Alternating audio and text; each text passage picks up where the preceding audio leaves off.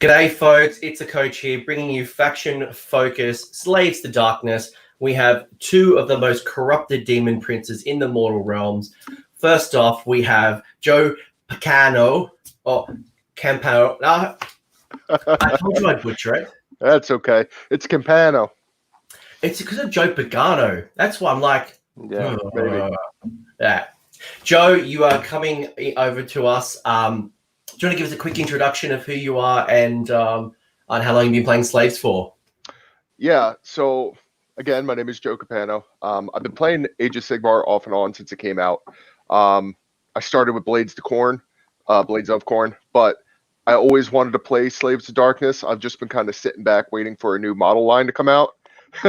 So when they finally got some new models, I jumped in and I'm like, oh, finally my army. So it's taken me a while. I haven't really started playing them in earnest until probably the end of last year, probably around November. I really started getting into them. But I've been following them for years, wanting to jump in. And now I'm just painting everything up, and I'm going to be running them for the foreseeable future. So. And you've become highly recommended by Shaun. So Shaun was on our last faction focus and raving reviews. I know he got a lot of press when Rob Symes was down here with his amazing T-shirt. I can't remember exactly what was on your shirt, Shaun, but Joe, you are highly regarded. So I'm really happy to have you. Thank you. I'm humbled. I don't think I deserve the regards, but I'll do my best. Trust me. I'm sure you'll do great. And Shaun, for people who have watched Faction Focus in the past, they would know you from Slaves to Darkness. You are a corrupted demon prince. Quick introduction from yourself. Yeah, been playing back in the AOS for the last 3-4 years. Previous to that, I played when I was a young fella, like most people. Played Slaves back then. When I got back into it, picked it back up, kept running with it. Obviously, knowing it wasn't the most powerful of factions to run with, but I had the model range, so I thought I'd play with it, and really knowing that eventually something would come out. Started working on that altitude training and get the most out of what I can, so that when it did drop, I had the tools ready to just add to it with whatever came out, and that's really what's happened with the new book. You're a man who lives and breathes get good, and you've been running Slaves for a while, and it goes back to some of those OG. I think you've got those OG Chaos Warriors who are metal and small, and comparison to the new models, it's chalk and cheese. Yeah, I've got probably at least 15 to 20 of every range of warrior. I've got the 80s metal, and then I got the 90s plastic, and then I got around the 2000 plastic, and obviously the new starter kit. So I've got four to five different versions of the Chaos Warrior, and obviously the old 1980s thugs that I run as my Marauders as well, which is a little bit more dynamic than what the current range is. Just a little. I'm but we hear it. Sorry, was that Joe? I'm jealous of everything he's got. Well, we're here to talk faction focus, and in today's episode, we are going to talk about the faction. We're going to talk about Slaves to Darkness. We're going to talk about list building. We're going to talk about strengths, weaknesses, why you'd want to start this particular army.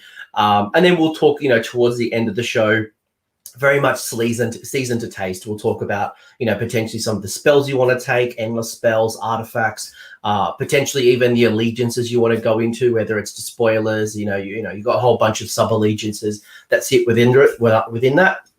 But ultimately, it's going to be about how do you build and make the most out of your Slaves to Darkness, and how does it kind of synergize, and we'll see where this goes. So, Shaun, I might throw this one to you first, given you are a Chaos. I was going to say, let's say collector. I was going to use a fancier word, but it's too early in the morning, so we'll just go with collector. Sure. Why would you start a Slaves to Darkness faction? What drew you to this faction?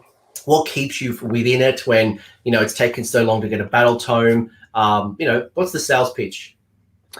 I haven't dabbled in a lot of different factions outside of Slaves, so I've been very intrinsic in how I've run it. My son has a Stormcast. I've got Nighthaunt models. I have dabbled in some of those to see what they're like, and obviously gone against a lot of other armies and just sort of see how they played. And notably Slaves is very different to some of the others in terms of the way they played up until recently with a new book. Haven't been overly dynamic, haven't had a lot of tools to play with. So that's been a point of jealousy, seeing a lot of the other books come out and all the tricks and synergies that some of the other books do have. But really looking at why Slaves would be a really good starter and for a new army, for maybe an existing player to play with, is the dynamics of the book. Notably, a lot of books now that are coming out are joining a lot together, which is good. Slaves has obviously done that with Everchosen, bringing a lot of the Kabbalist new units in from Warcry, as well as your rank and file, born and bred Chaos Warriors, Knights, Marauders. And the good thing is they all play very differently. 4 or 5 different ways you can use the book. And although, what I'll talk about is very much aligned to how I play it, which is very chalk and cheese, Marauders, Warriors, and Knights. There's a lot of other different ways you can play it. Those who really like the Archeon, Everchosen, small model count builds, love, that. That's their flavor. I play a bit of it. That's not my flavor.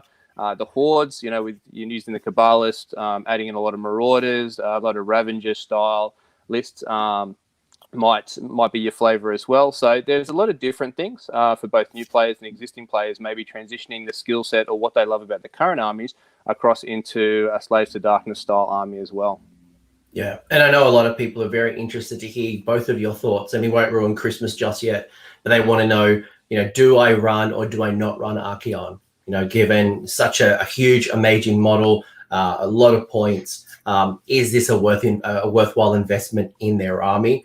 So we'll get to that when we start building lists and we start choosing heroes. But Joe, what drew you to the army? Why should I start collecting?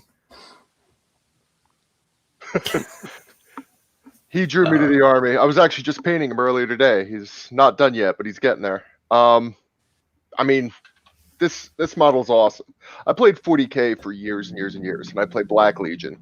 I set up Abaddon next to this guy the other day, and I'm like, this is what the Supreme Evil is supposed to look like in a game.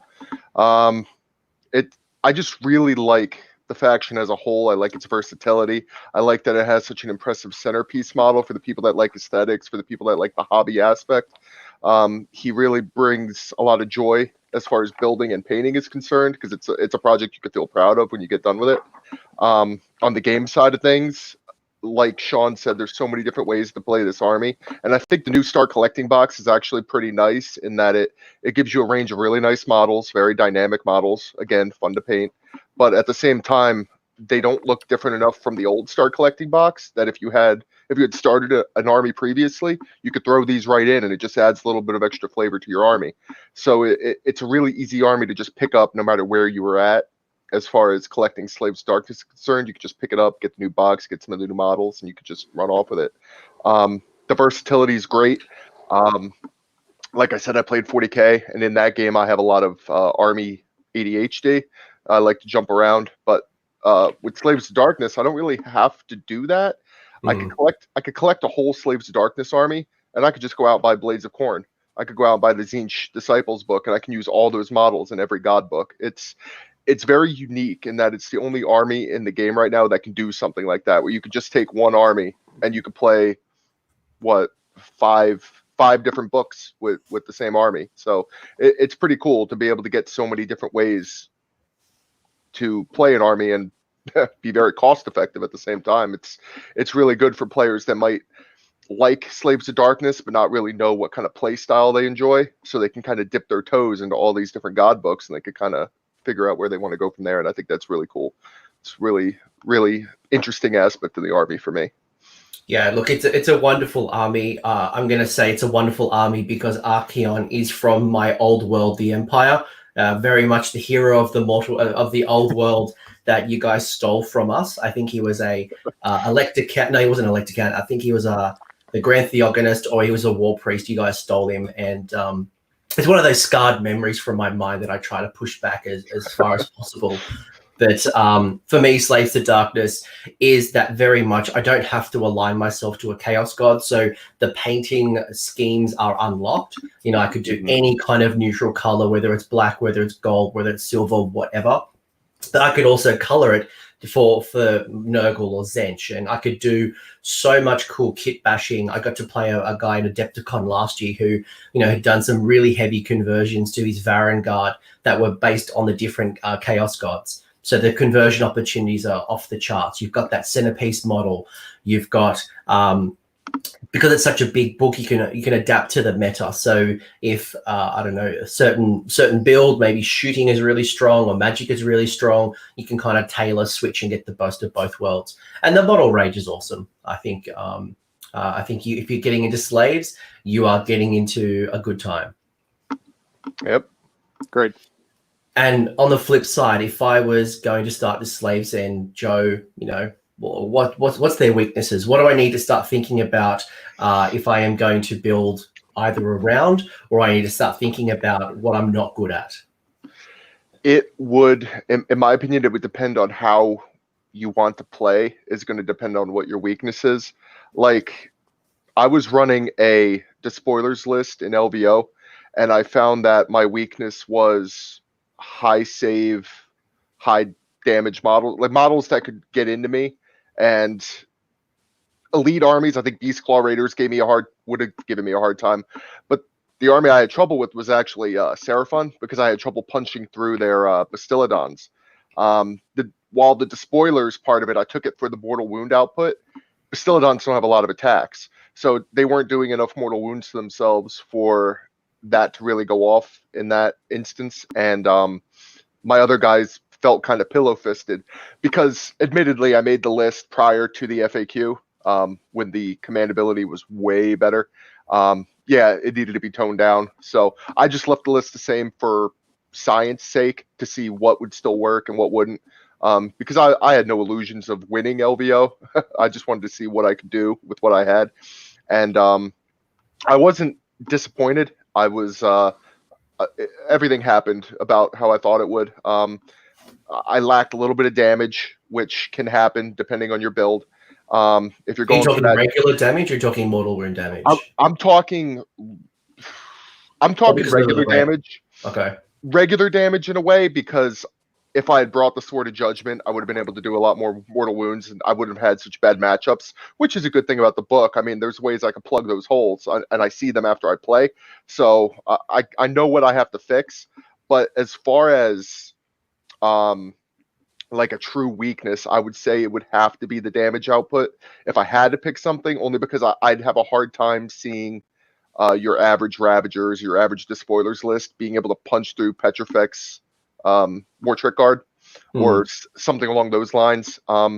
They don't have a whole lot of their own mortal wound output, so it's really hard for them to kind of punch through things that are extremely tough.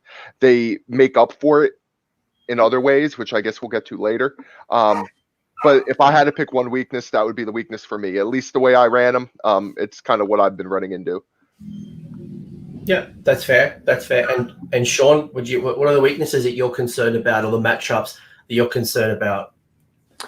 Yeah, like Joe said, it depends on a couple of factors, but obviously the damn Legion you take, but then also, what flavor you take in terms of Undivided, Zench, Slaanesh, or any of the other sub-factions, or the gods that you can choose. I find with myself, I also run the Despoilers list. Running it previously to the book, having Nurgle gave me the resilience. I have no issue with resilience. Taking mortal wounds or normal wounds, I don't really care. Like Joe said, it was the output. But what I've found is with the Despoilers and Nurgle in particular, I've got now the output, and unlike Joe, I did take Sword of Judgment, so I do have that output. Yeah. I don't know. I'd struggle, like, if I was to run a Ravengers list. I'm sure there are people out there that do it well, that are probably going to end up screaming at me at this point. It's just I don't have as much experience in it. I struggle to see how that would work without any big beasties or things that you can really buff to that level to get that damage output you would against some of the other larger models that you'd be going up against, or some of the Horde armies like Petrifex that just don't die. You just don't do enough for them to come back. But with things like Marauders and that now, with the buffs they've got in something like the Spoilers that get, a double damage, being at +1 damage for them, up to 2 on some big hits, can really push that through where they need to be. So and then if you're running the Vanguard Archeon build, you've got the output there that you need as well. Yeah. For me, I think the biggest weakness, although you can buff it a bit within Kabbalist, is the spells and buffing spells. If you don't run a Kabbalist, I very much struggle. I try to run a lot more endless spell and spell heavy in what I'm running at the moment. It doesn't work because I can't get any +1s to casting really without maybe even with artifacts from the realms. I can't really buff it to whatever level, so I've downgraded my spell reliance within my army piece. So I think that would be a big one within the army as a whole, really. Yeah, I see slaves much like Cities of Sigmar, where you are the jack of all trades, probably the master of none. You're never going to be the best spellcaster, and if you want to be the best spellcaster, you would go pure Zench. If you wanted to be, resilience and you wanted to have lots of wounds in your army, you would go to Nurgle. If you wanted speed, you'd go to Slaanesh, etc., etc. But you've got enough in there to be a jack of all trades that you can adapt with the meta, but also you don't have to go into a tournament, for example, having a bad matchup, because you can build around a nice little, multi-threat level kind of army, as opposed to this is the one trick pony that I do. But then also that means that, yeah, you're right. When you do come up against, I could say, a Zench who's really, really, really good casting, or Hallowheart, you may struggle slightly, but in the average game, you should be fine. To go off that, what Shaun said about the spell casting and stuff, and it kind of leads into what I said about being able to use other books. You could take things like the Zinch Tome, the new endless spell they have to buff the casting a little bit. You can kind of dip into these other books to plug some of these weaknesses, but for people that want to stay pure slaves and just use what's in that book, I agree. It's hard to cast spells, and it's a real shame because I think the spell lore itself is actually one of the strengths of the army. I think they have a lot of really amazing spells that give certain opponents a really hard time, and they are really good in objective-based games, particularly because of what they do.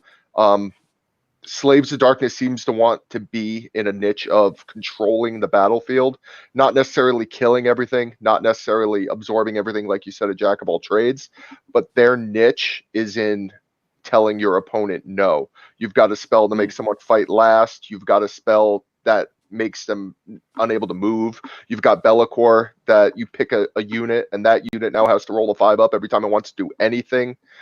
You've got the Khorne Demon Prince's command ability that's having all runs and charges. You're pretty much telling the opponent what they can do, and that's actually pretty cool because that's what Archeon does. I mean, he's dictating what they're doing, and ultimately, if you're taking up as a Slaves of Darkness general, your game plan should be to dictate what your opponent's allowed to do. You're not going to beat them straight up in a fist fight most of the time, but you can kind of dictate where they go and what they do, which I think is a really cool aspect of the army. Yeah, that's a really great call out. And I know people in the chat are asking about Demon Princes as well, given that they have had some changes with FAQs when they came out, and people will start to think about, is Demon Princes. So I think there's a lot of questions around hero choices in general, whether it's Archeon, whether it's Demon Princes, how do we make the most of it? Are they worthwhile investments? I think people are getting really excited about list building. So we've talked about the strengths. I think they're versatile. They've got a whole range of selection. They, as you've said, they're the army of consent, where if you want that objective, well, I say no. You want to cast a spell? Well, probably not. You've got some really cool endless spells as well.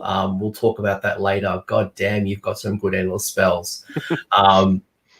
And obviously, it's a cool army. I do have some old Chaos Warriors. They started everything. The Chaos Warrior, the humble Chaos Warrior from Warhammer Quest, or was it Hero Quest back in the day, started the Space Marine, then ultimately started the Stormcaster Turtle. So this is the very humble beginnings of Games Workshop. So I think we should get into it. Let's talk this building. Everyone's harassing me. Slaves of Darkness is sexy. Change my mind. Sunless Essential said. No, I don't think I have to change your mind, at least not in this episode. Nope. I will talk smack maybe after the show's ended. What do I get for being Slaves to Darkness, Shaun? So I could obviously be Grand Alliance Chaos. I could go into Disciples of Zanch or, Maggotkin of Nurgle. But if I was to swear allegiance to Slaves to Darkness, what do I get for my buck? Yeah. Okay. So first thing you're kicking off, you get your damn Legion. We've mentioned it a couple of times. So you've got the 4 to choose from: Ravengers, Cabbalists, Despoilers, and Host of the Everchosen.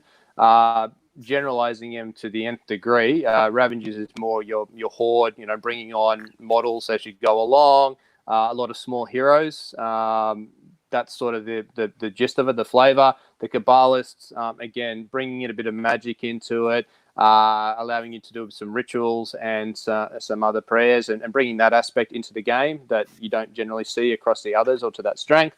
Then you got the Despoilers. Again, that's where you're bringing in your demon princes and a lot of other different types of abilities through those demon princes that you can use, again, through the different marks that you can provide them.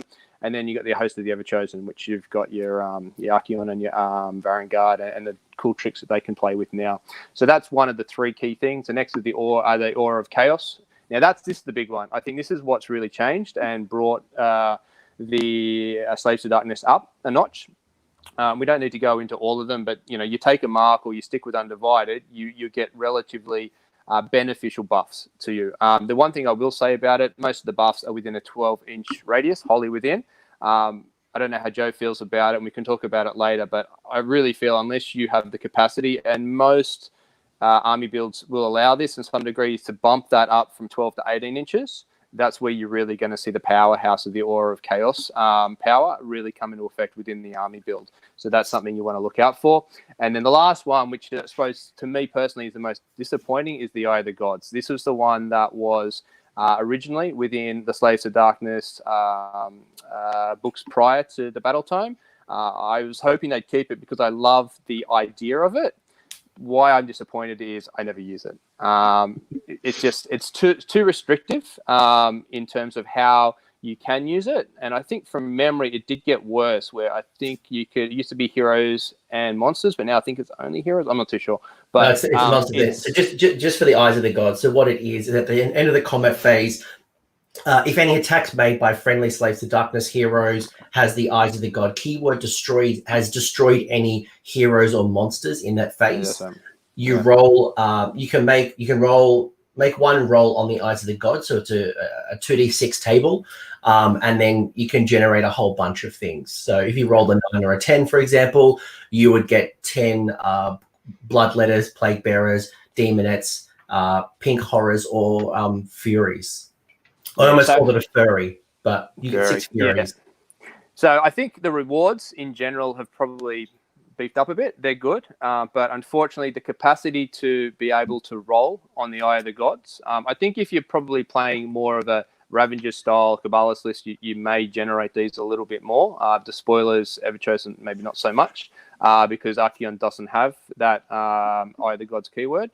So unfortunately it's one of the 3 main things that makes the army. I love it being there because it really, from a narrative gameplay, it really adds to why you want to play the army, because it's really about that upgrading of your smaller pieces as they go along. But unfortunately, the capacity for them to really utilize that within the game, I don't think I've been playing Slaves for a long time, and I don't think I've used it more than 2 or 3 times since I've ever played it. So you think it being one of the 3 major aspects of the game, I love it. It's just it needs some flexibility of how you can utilize it more within a game. So with the damn legions, just to kind of wrap it up in a nice little bow, some armies, if you're playing a different army, you get a choice if you want to take a sub-allegiance. You could take some of the generic ones, or you could make your own. In Slaves to Darkness, you must take one of the 4. So you must make that choice. Much like Cities of Sigmar, you must choose a city. You can't make your own. So that's just something to know. And then the Mark of Chaos, losing my voice. The Mark of Chaos is not at an army level, it's at a unit level. So I could mark Unit A as Chaos, as Khorne, then Unit B as Zench, and I could almost have 2 or 3 different little mini armies if I want to have 2 units in a hero be Zench, then 2 units in a hero, or 3 heroes and a 2, whatever you want. You can basically build these different little powerhouses as opposed to having to be all Zench, all Nurgle, which you'd have to do in Slaves to Darkness. The other call out I'd probably make as well is that we've had Wrath of the Everchosen. So we've had a new book released, and there's other things that we can use to build our army. Is that fair to say? Yes, to an extent. But our army doesn't have to be purely in this book. There are things that we can tap into from other armies. Yeah. Cool. So we've got more options than what's just in this book. Yes. We've got options across like 5 or 6 books now. Literally like Cities of Sigmar. I've got my book, then I've got KO, I've got Stormcast, I've got Sylvaneth, and then that obviously creates such an amazing opportunity to list build. No different to you guys. You guys can probably bring in, like, we'll talk about lists soon. But on that point, Anthony, what's great is that this book's going to be flavoursome for quite a while. I think there's so many different sub-dynamics and things like that you can utilize. Like you said, different models from different armies, Bloodstoke Raiders from Khorne, Bloodstokers as well, and Nurgle with Lord of Plague, Lord of Blights, all that type of stuff. There's so many different things that I think, although the book's been out for a little while, I think it will grow over time and people will start utilizing it how they see fit, pulling in units from other armies and making it a powerhouse and getting a lot of diversity that'll add to the book over a long period of time. Yeah, you'll be playing this book for a long time. I think I look at Cities and I'm like, this is so much I'm building. I'm putting my Kharadron Overlords now. I could then start building Sylvaneth into it. Like, there's just so much I can do. This is no different. You can pull in Beast Claw Raiders, not Beast Claw Raiders, the old Beastmen. You can bring in. I'm losing my mind. It's too early for me. It is way too early. All right, I'm going to throw it back over to you guys, and we're going to start building lists. Okay. So when we start building lists, do you guys start at the unit choice, or do you guys start at your sub-allegiance? Definitely sub-allegiance. The Legion. Yeah. Definitely the Legion, because that's going to determine pretty much where you go from there, because all of them kind of favor certain units and heroes. So definitely be starting with the Legion. And we're forced to. We must take one of the 4 damned legions. Yeah. All right. So let's talk a bit about them. So you've got 4 choices. The first one is the Ravagers. Joe, I might throw it over to you for this one. Okay. What do I get for Ravagers, and why do we like it? Or I could read it out. A couple of things you're going to get is you've got the Glory of the Taking. So if your general is not a demon prince, you can pick 1 command trait to up to 5 different friendly Ravager heroes. So excluding a demon prince, in addition to the command trait that your general has. So you've got to pick different command traits for each of those heroes, and none of them can have more than 1. And then there's a whole bunch of cool stuff that happens. So at the start of the hero phase, you pick 1 friendly Ravager's hero, again, excluding the demon prince. That's on the battlefield and has a command trait, and they're going to stake their claim as a warlord. If they do so, that hero becomes the general for the army in that phase. Okay, that's pretty cool. And then you get something else, which is called Rally the Tribe. So you use the command ability at the start of your movement phase. If you do so, pick a model that is currently your general. The model cannot be the same. You can't pick the same general more than once. The model rallies are a unit of 10 Chaos Marauders, 5 Chaos Marauder Horsemen, or 1 Cultist unit. That's pretty cool. In addition, there must be 6 within the battlefield and more than 9 away from enemy territory. So basically, you're summoning in a bunch of dudes on the side of the board. Yeah, this sub-allegiance interested me at first. I saw a lot of potential in it. You got to figure in any objective game, anytime you could just bring more units out of nowhere and maybe get them closer to an objective is always a good thing. Obviously, savvy opponents will screen you out most of the time. And like Shaun said, to run a full Ravagers list, you're running a lot of little heroes who they do get buffed up slightly by all the command traits they can take, since each one can take a command trait. It's pretty great for something like a Chaos Lord, who's amazing. I love him. It's really good. It only makes him better. So he goes in there, he's fighting twice, he's just mowing through things, which is great. You're bringing your Marauders off 6 inches off the table edge. Marauders have the nifty ability of they roll 2d6 to charge, and the lowest dice becomes a 6. So you're on average making 10-inch charges. It's pretty easy to make a 10+ inch charge with Marauders. So they're getting in. They're pretty good on their own. They can punch above their weight because of their own buffs that are just right on their war scroll, which is great. So you're bringing in Marauders, you're bringing in Marauder Horsemen with their javelins. They might be able to snipe a backline support hero with their shooting, which is great. You'd have to get lucky because they're not hitting on at the best, but it's still pretty good. I definitely think Ravagers is probably, I would say Ravagers and Kabbalists are probably the more cerebral of the four. Yep. There's a lot going on. Where Kabbalists, you're trying to cast the spells and buff up your guys and kind of just play them a lot like, I guess, word bearers for people that know 40K. I mean, there's a lot going on. You're sacrificing your own guys in Kabbalists. Not to talk about them too much because we'll get to them, but don't ruin Christmas just. We're talking Ravagers, not Kabbalists yet. Yeah, Ravagers. I'll make sure we'll talk about your one in a minute. Ravagers is great because you can it gives you a lot of movement shenanigans, whereas with your spells, you're telling people what they can't do, and now you're saying, I'm going to do this. So now you're taking over the battlefield from different angles. You could get different beads on support heroes.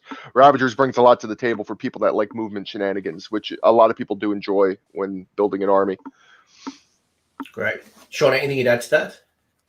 No, I think, the units you're summoning on are good. You're really using them for objective grabbing, really, or the threat of objective grabbing, really, to hold units back from your opponent. I think that's the benefit for Ravagers. Any of those units in isolation, notably, especially with the Marauders, you could drop them down and pretty much guarantee to charge unless you roll double one. You get them in, but unit of 10, Marauders are great.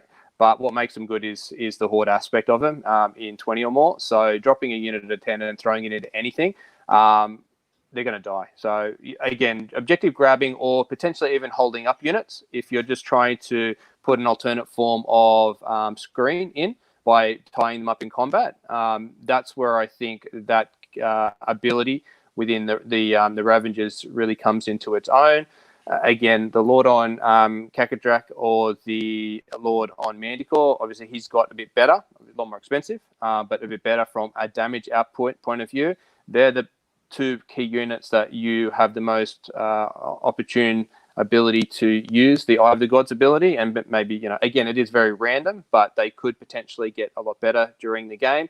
Any of the other smaller heroes, their capacity to the problem is they could possibly take out another hero, but generally the heroes that they could take out buff pieces that are at the back of the army. A lot of those don't really fly, so you're not really going to get them into the heroes you need to use the Eye of Gods ability, and try and put a standard Chaos Lord on foot against a monster, assuming his major ability doesn't go off.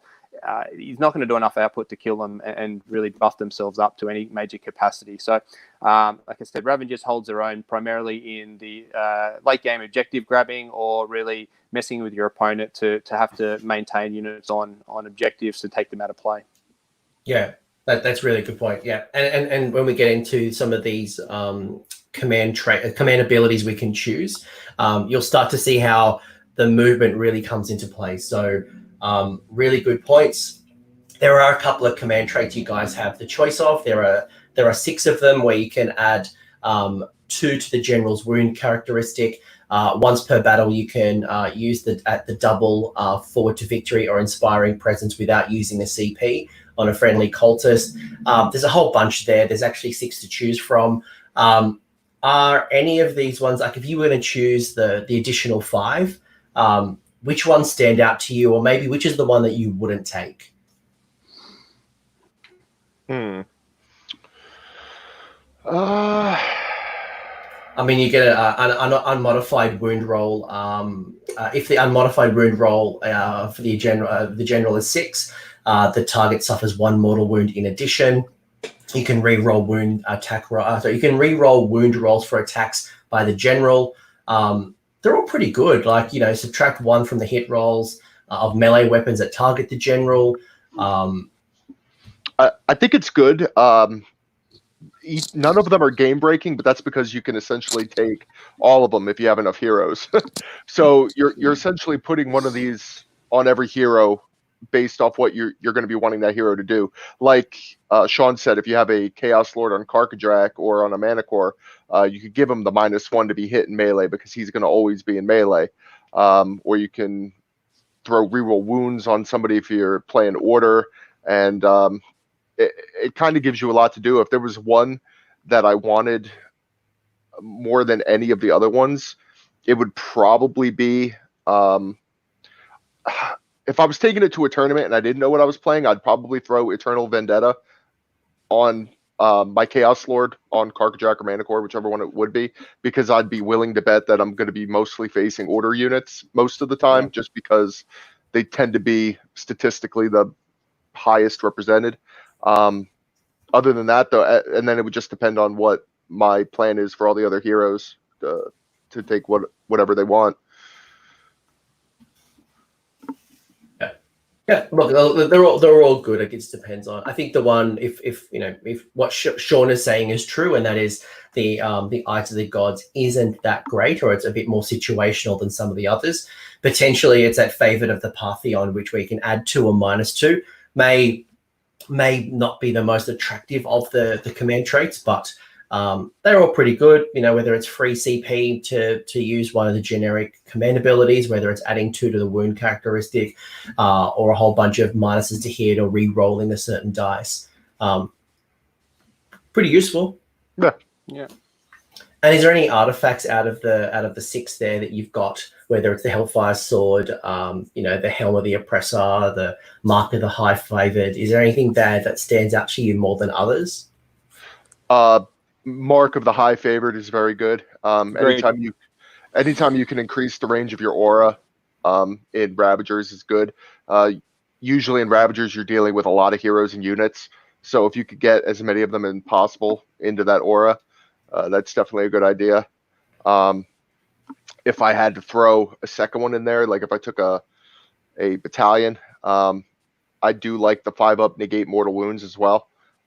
There's a lot of mortal wounds out there in the meta, so the 5-up shrug is nice. The rest of Slaves of Darkness likes to negate mortal wounds. It seems to be a thing they do. So adding that on somebody who doesn't have it would definitely be a plus.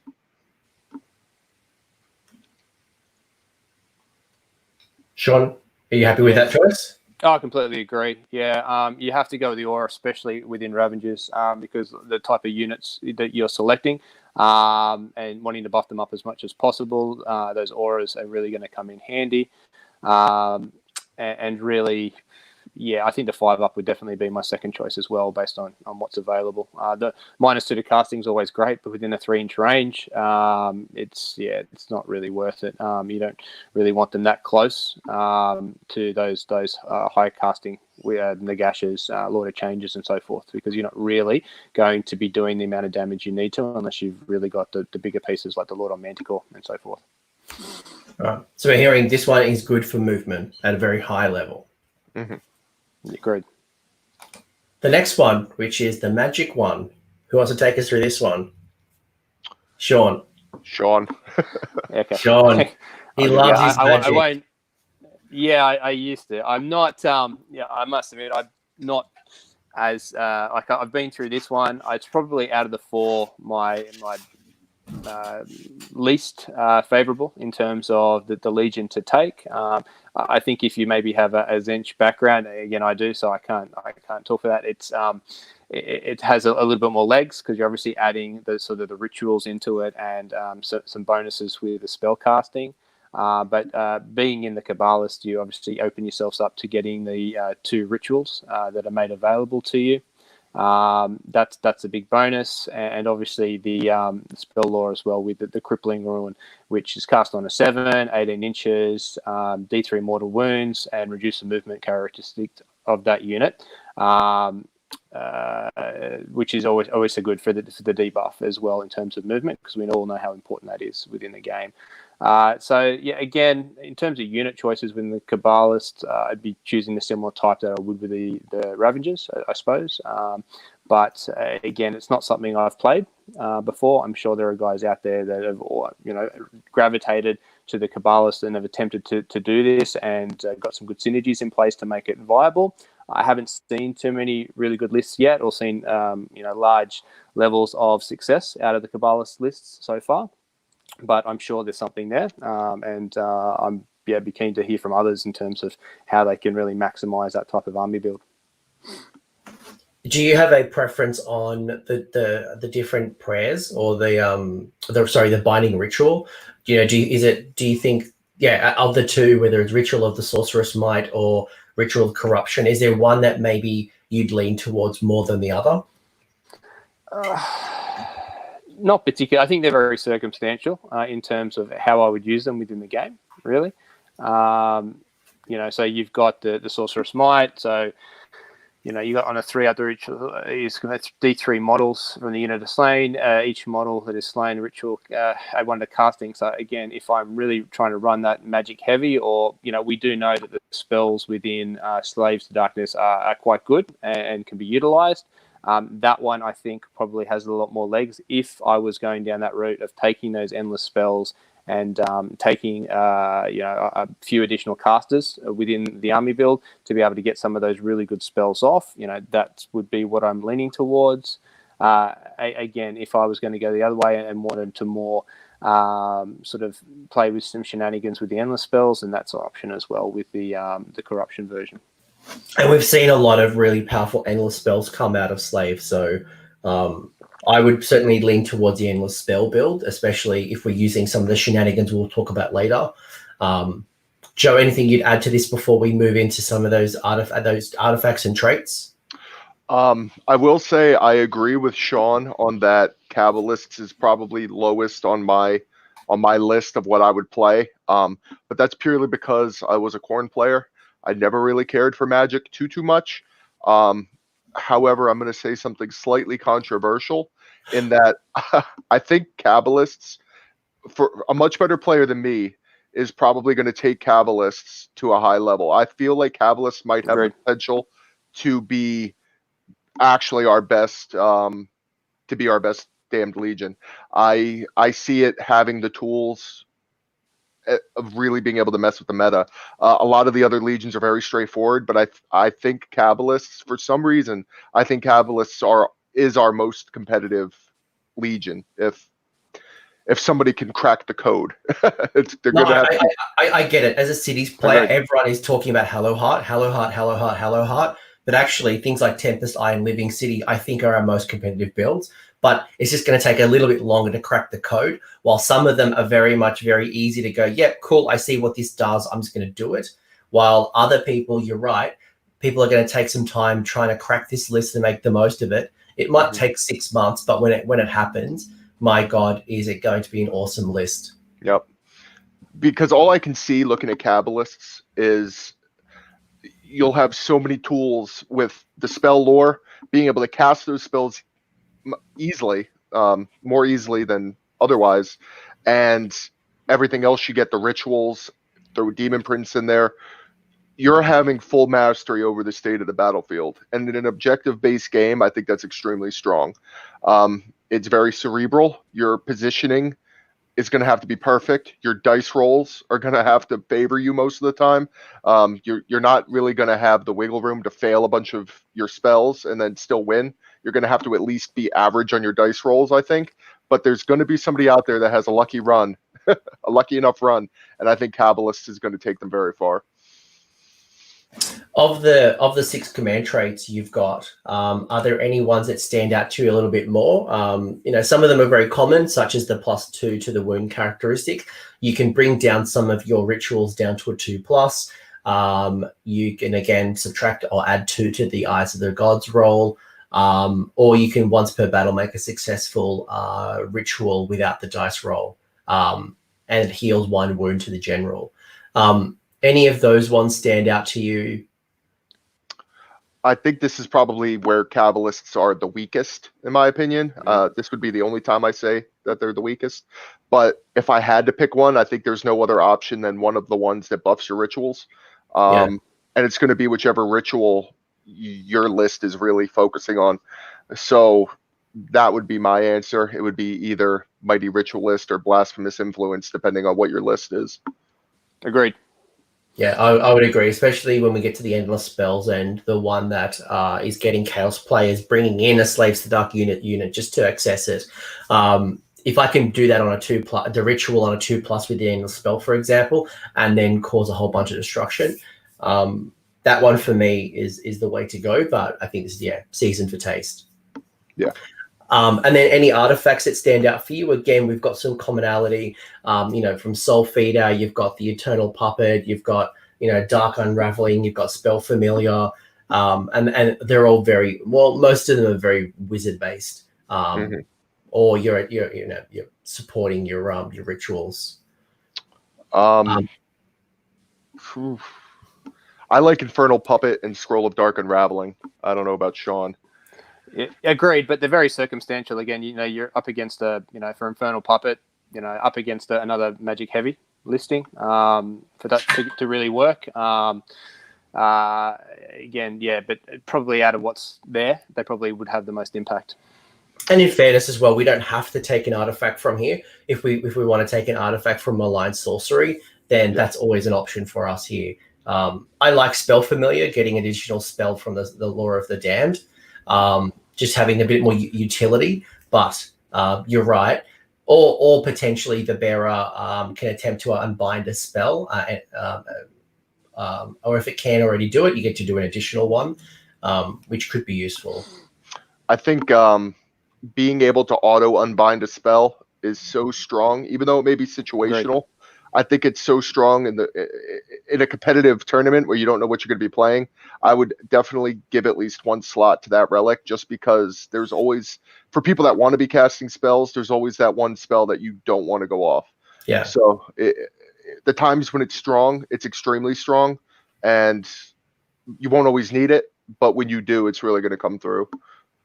Yeah, there's been a bunch of times where I've played an army where they've had like the Soul Scream bridge build where they want to throw up a unit of, they've got this turn one plan, right? They're going to throw up the bridge with a whole bunch of Plague Monks or Iron Drakes, or they're going to throw something up and just do absolute destruction before I've had my turn yet. By having that Knight Incantor, either A, changes their deployment, or B, I can just go, no, thank you.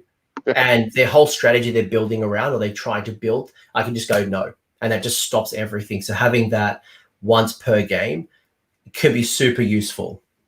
Yeah, it's just another thing that plays into the Slaves to Darkness telling you no theme. They just like to tell you no.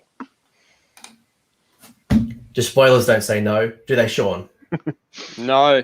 This is where I think both Joe and I won't be able to shut up. Really. All right. So and really, Despoilers are good. Yeah, and look, going back to Joe's point before, we were talking about the Kabbalists and maybe being the fourth rank, but potentially having the most good output. I think a lot of people probably do gravitate towards Despoilers initially, because I'd say probably the easiest one to do to get the best bang for your buck early on. And then, not to say it's easy, I think to play it well, you have to really know what you're doing. It's not a pick up and play by any means. With a lot of the ranges and the proximity and the measurements you need to be able to do it effectively. So it's definitely not just an army or a build to pick up and play with. But out of the four, I think it's probably on paper the easiest to look at and see the potential. And I think that's where I think you'll see a lot of players in the Slaves community gravitating towards this one as a starting point. Yeah, and in the emerging meta series that I do every month, Despoilers is definitely one of the strongest ones, and you can start to see why when you look at friendly units with the same marked chaos keyword are going to get that aura that you mentioned that's normally 12 inches is now 18, which is massive. You can, on a 5+, you can shrug off wounds and mortal wounds to your Despoilers Demon Prince if it's the general.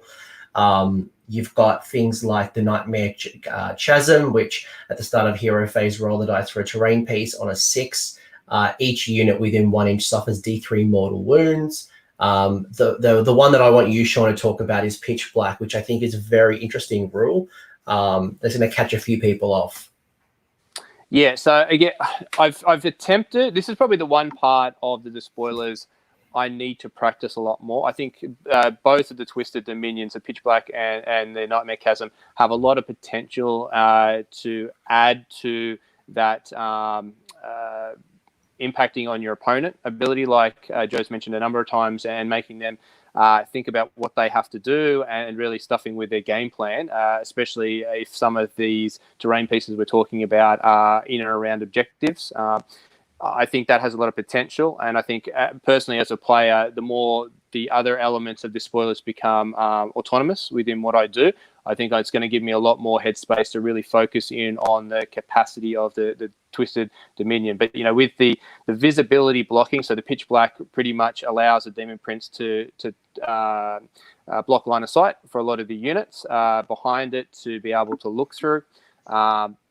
So for that aspect, I think if you're going up a lot against a lot of shooting-based armies, with KO in particular becoming a lot stronger as of late, the capacity to put key units behind a particular terrain piece, Demon Prince switches that off so you can't see it. Has that really great capacity to really mess with the army. And again, you got KO that have a large shooting contingency across the whole army. You might have going up against an army that have one key unit, Stormcast Eternals with the ballistas, for example, with a lot of emphasis on certain things to do a lot of damage at range. To use this to just switch it off post deployment as well. So, you're messing with the game plan of your opponent who believes that they can do something, which they can at the start, but then, objectively moving your Demon Prince in a particular direction, saying, no, I'm now switching that off. You can't see what's behind it. Do something else. Has a real capacity to change the gameplay and really mess with your opponent. So traditionally, when you block line of sight and the opponent flies, they can see over. They can still see over the line of sight blocking terrain. Is that still true with Pitch Black, or even if I'm a flyer, can I not see you? From memory, it requires that. From memory, those type of rules do state unless it's flying, where Pitch Black doesn't. From my understanding, state that. Models that are not visible to each other with imaginary line of 1 millimeter drawn between the closest point of the two models. So the way I read it, wrong, if you're flying it. Yeah. As long as that line goes over the terrain feature, you can't see. It doesn't matter if you're flying on the ground. It's really good. And so we like the spoilers. Yeah, I mean, one interesting thing about this too is it doesn't just limit it to your general Demon Prince. If you have 2 or 3 Demon Princes, you could do this across a swath of the battlefield. If you have enough terrain, you're now doing this all over the place. You're essentially blocking out certain armies from even being able to contest objectives. Tzeentch with all their shooting, KO, Shooty Stormcast with their long strikes and ballistas. Now, those units that they didn't want to have to move, they now have to move. And they're not getting the buffs for staying still that some of them get. They're not getting the best angles. They have to now try to contest objectives up close and personal with shooting units, which isn't where they want to be as an army. So it's hard to remember this ability a lot of the time. I know I forgot it a few times. But if you can remember it and apply it correctly, it's very strong. Yeah, and to Joe's point on the multiple Demon Princes, that is important in this because I suppose to play this well, a lot of the times you're having to put your Demon Princes in exposed positions. A lot of the time getting them out in front to be able to touch these terrain pieces to do the impact. And some of the benefits along the spoilers list with the Demon Princes is to keep them enclosed to a degree because they are playing a large buff dynamic within your army. And, they are quite powerful and they're good to get out. And the way I play mine is to get them out late game and do the damage. For the first 2 or 3 turns, where you'd probably best utilize the Pitch Black and Nightmare Chasm abilities, I would tend to want to keep my key piece being the general relatively enclosed and buff. So those multiple demon prints builds have more of a potential to utilize this better, because you can, especially I suppose the corn one stands out the most, because you can get it out in the middle of the field, hit the relevant terrain pieces, but then blow out with the capacity to then halve the movement of a lot of the your enemy units as well. So I think a Khorne Demon Prince as a side to your general Demon Prince would be a very good piece to utilize Twisted Dominion quite well. And you're also rewarded by taking more Demon Princes by Blessed of the Unholy Witch, friendly Despoiler Demon Princes, and friendly Despoiler monsters on the battlefield. You roll a dice at the hero phase, and the Mutalisk Vortex Beast will heal 1 wound instead of D3, but everything else, your Demon Princes and your monsters, will heal D3 wounds allocated on a 4+. So if I've got a couple of Demon Princes running around or a bunch of monsters, I could be healing them for free. Like, there's no buff ranges there. There's no synergy ranges. It's literally a 4+ for each of those Demon Princes or monsters. Yeah, you put some Manticores back into a Despoiler list with that extra benefit really well. Yeah. And I'm looking at this, and I'm thinking Be'lakor too. Be'lakor being a Demon Prince, he benefits so much from this. I think if you're going to run Despoilers, Shaun probably will disagree, because I know he ran more Demon Princes in his list, if I remember correctly, that I've seen. But he ran 2 Demon Princes. I think a Demon Prince and Be'lakor might be the optimal way to run Despoilers now, but I'm not sure. I haven't had too much of a chance to really fool around with Be'lakor, but I need to start because he's really good. Yeah, no, mine was Demon Prince and Be'lakor. So in this circumstance, I completely agree with you. Oh, good. So we agree. We do. Although I do see the benefit of the Khorne Demon Prince. I haven't run that yet. With my build, Be'lakor, with what he can do, is phenomenal. And again, he's in a position where I can actually throw him forward anyway, to be able to put some of the spells off that I do put on him, and we can get into that later. But he would be my main Demon Prince. I would be utilizing the Twisted Dominion ability within the game quite well, because again, he ignores rend as well. So you throw him into something that's got a high rend output, it's not going to matter really. He can wear that and get him out in the middle of the game, middle of the table, as long as he doesn't die before he does his ability. That's the main thing. But beyond that, he's definitely I'd like to say auto include, but there's so many different ways you can play it. He's definitely one of the key pieces that I'd be utilizing. You've got a bunch of command traits that comes with the Despoilers. You've got, again, there's 6, which is really cool. Again, there's some commonality. You've got your +2 to the wound characteristics. Then you've got some other ones where they're subtracting 1 from bravery characteristics of your from your enemies within 6, subtracting 1 to the hit rolls made by melee the missile weapons to the general. You can give the terrain piece Pitch Black and Nightmare Chasm. So normally you're just going to choose one of the 2, but you could choose both if the general finishes within 9 of it. Any of those command traits stand out more than others? It would depend on how you're playing. I really like, if you were going to stick with Nurgle, if you really wanted to run that Plague Touch Battalion, I would definitely throw Lightning Reflexes on my Demon Prince. And now all of a sudden he's -2 to hit against missile weapons, which is really strong considering most missile weapons are hitting on 4s. So to take something like, say, a Shooty Stormcast list or Zinch, and now they're only hitting your Demon Prince on 6s with their army's strength is really good. It's a bit more selfish, but I think if I had to pick a second place one, it would be Radiance of Dark Glory. So it would really depend on how selfish I felt like my Demon Prince should be at the time. I'd actually disagree, only because I think what the Lightning Reflex is actually quite funny, and it wouldn't be -2 because you obviously got the -1 with the Nurgle capacity to be able to, because he's obviously in range of himself, so he's got the -1 for that. But don't forget, Demon Princes are no longer monsters, and using your Demon Prince as a buff piece, you will generally have them within good proximity to other units, and there's another -1 to hit as well. So you could be selfish, and if you do take Lightning Reflex and one of the artifacts, you could literally get your Demon Prince, who's a general, at a -3 to hit, and -3 to hit, and -1 to wound. And you put it surrounded by, buff pieces. No one is touching that unit, that model. And in a lot of times, that's your main piece you need for the first 3 rounds. Yeah. So you could do that, but because within a Despoilers Nurgle list, for example, that Demon Prince is already at -2 to hit, with him being in range of himself and Lookout Sir. I feel that's sufficient. And for me, Paragon of Ruin has been the critical thing for me. To be able to get D3 units 5 inches ahead post-deployment. A lot of talk about one of the, what's the...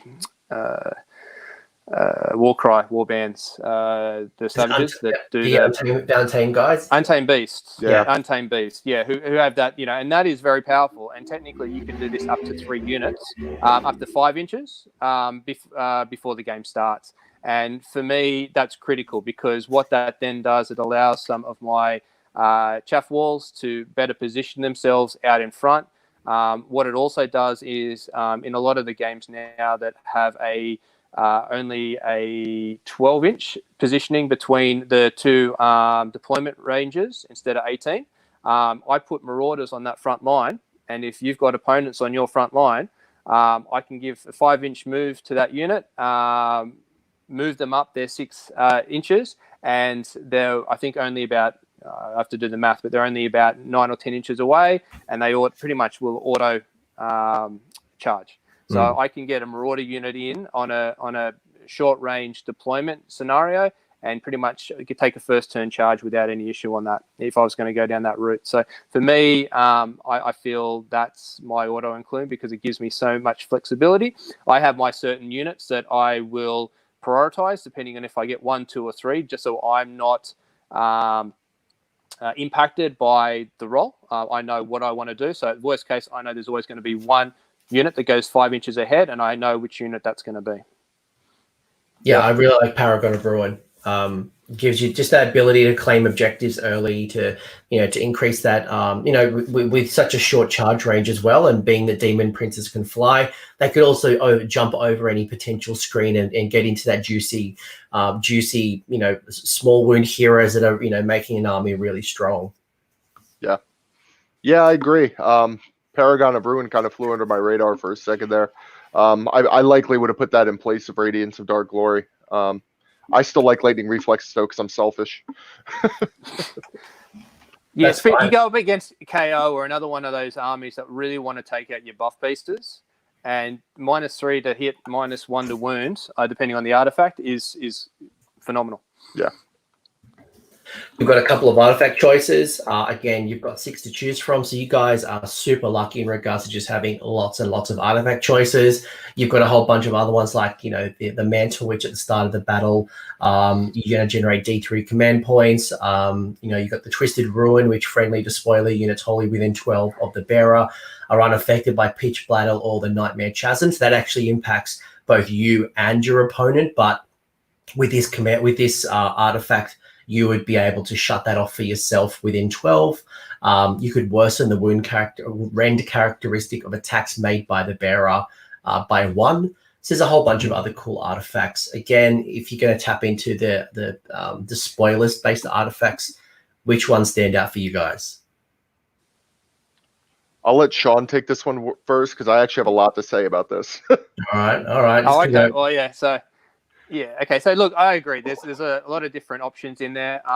We spoke before about magic in general for slaves. Again, outside Kabbalists to be a bit of a weaker aspect. What I find, especially going up against certain other army builds of late with a lot of the newer books, is this book doesn't give a high capacity to get or regenerate command points. So with that in mind, I find the Diabolic Mantle is the go-to for myself to give myself an extra D3 command points at the start of the game. That's for me my auto include for the way I build it. But I'd be keen to know what Joe's thoughts are on it.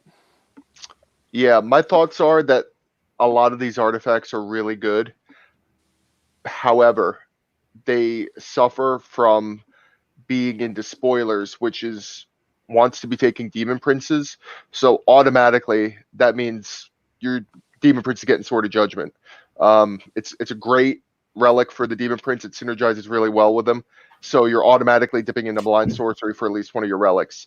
After that, Yep. I don't know how Shaun feels about the Lord on Carcadrak. I like him mostly because I painted him really nicely, so I like to put him on the table. But if I'm running the Lord on Carcadrak, he's getting the Rune Blade or the Dimensional Blade for the -3 rend on his axe, because his axe doesn't have any rend, and it's really good on him. And he dishes out a lot of hurt with that axe, and then it heals him. So if I'm running those two things, I'm almost ham-fisted into taking the non-book artifacts and going into Malign Sorcery, because there's certain units that synergize so well with these other artifacts that I can't justify taking one of the other ones, and I can only take two. If I'm running a battalion, I can only have two. So my choices are kind of made for me, unfortunately, and it's a shame that a lot of these artifacts are in Despoilers, because they would have been even better for some of the heroes that, you could take a certain artifact on them and they'd be a lot better, but they're not necessarily ham-fisted into taking certain ones, like a Demon Prince is, like a Carcadrak Lord is.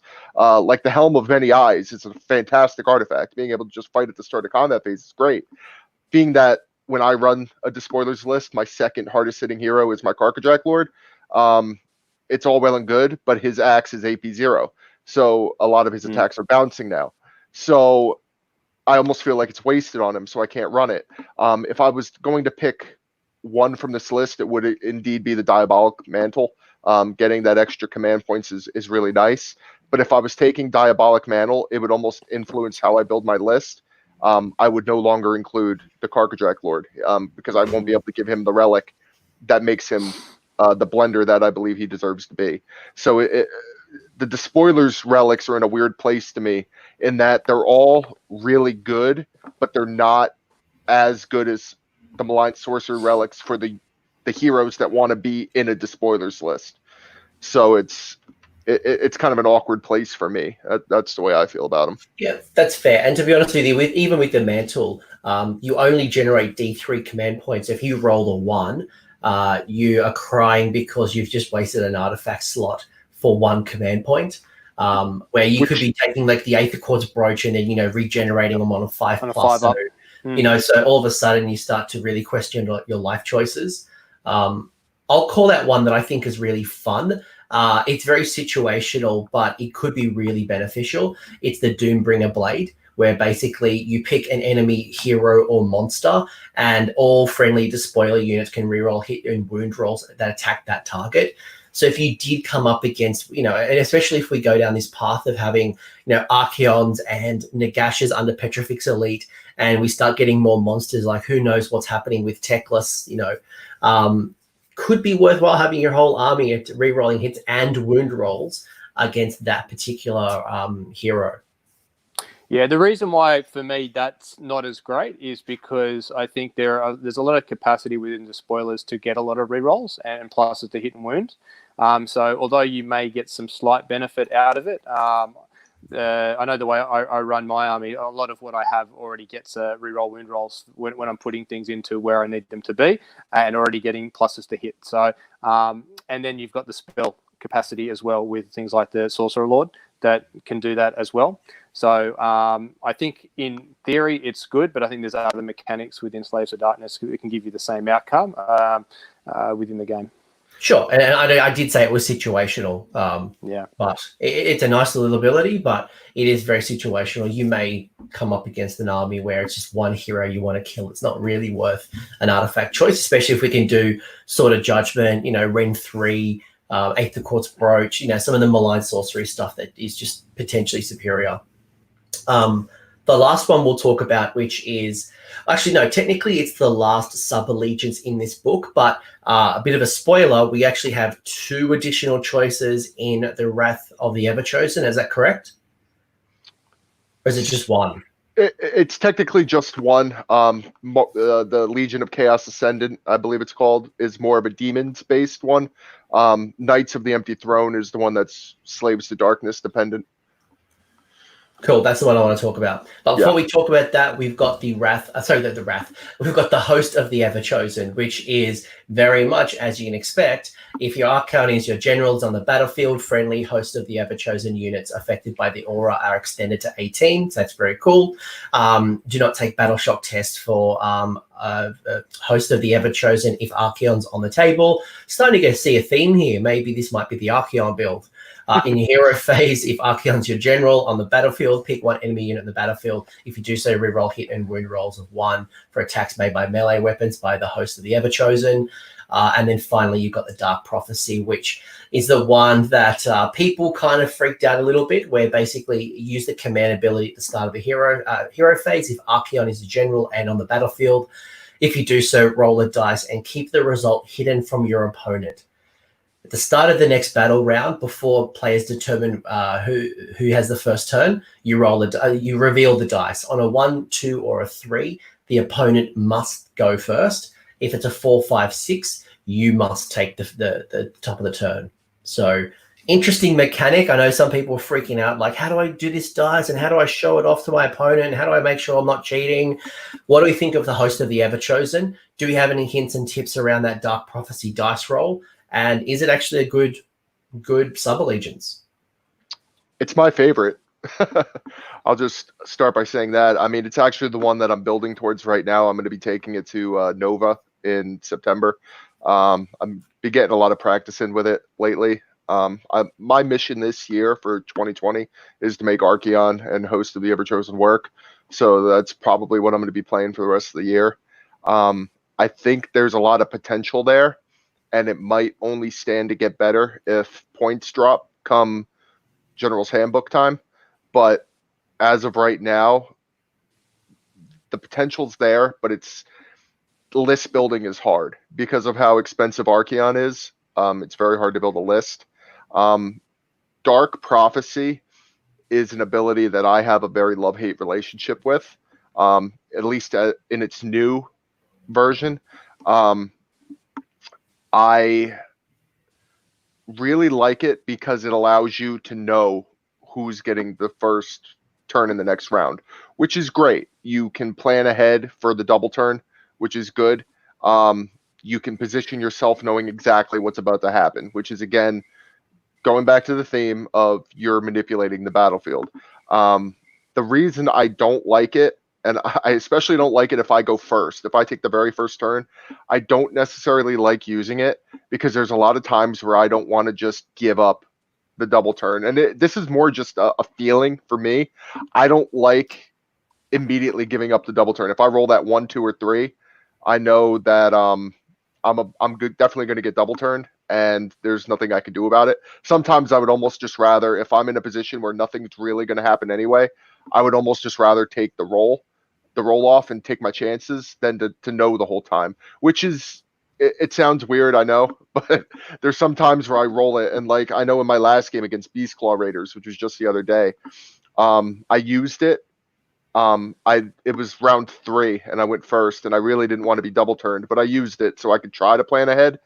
But I ended up giving my opponent the turn, and I'm like, I just really didn't want that to happen. And there was no way I could really plan around it either at that point. So I was in a position where me winning was relying on him not getting the double turn. So I felt like I gave him the game because I used the ability, which. So you got to yourself, like you got the psychology got to you before you even started the turn.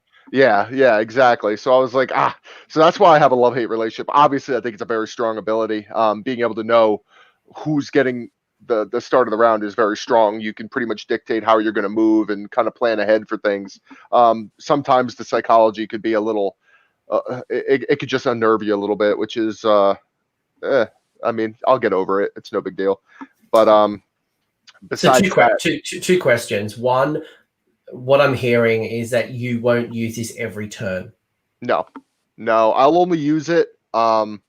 I'll only use it in a turn where the next round actually has a lot riding on it.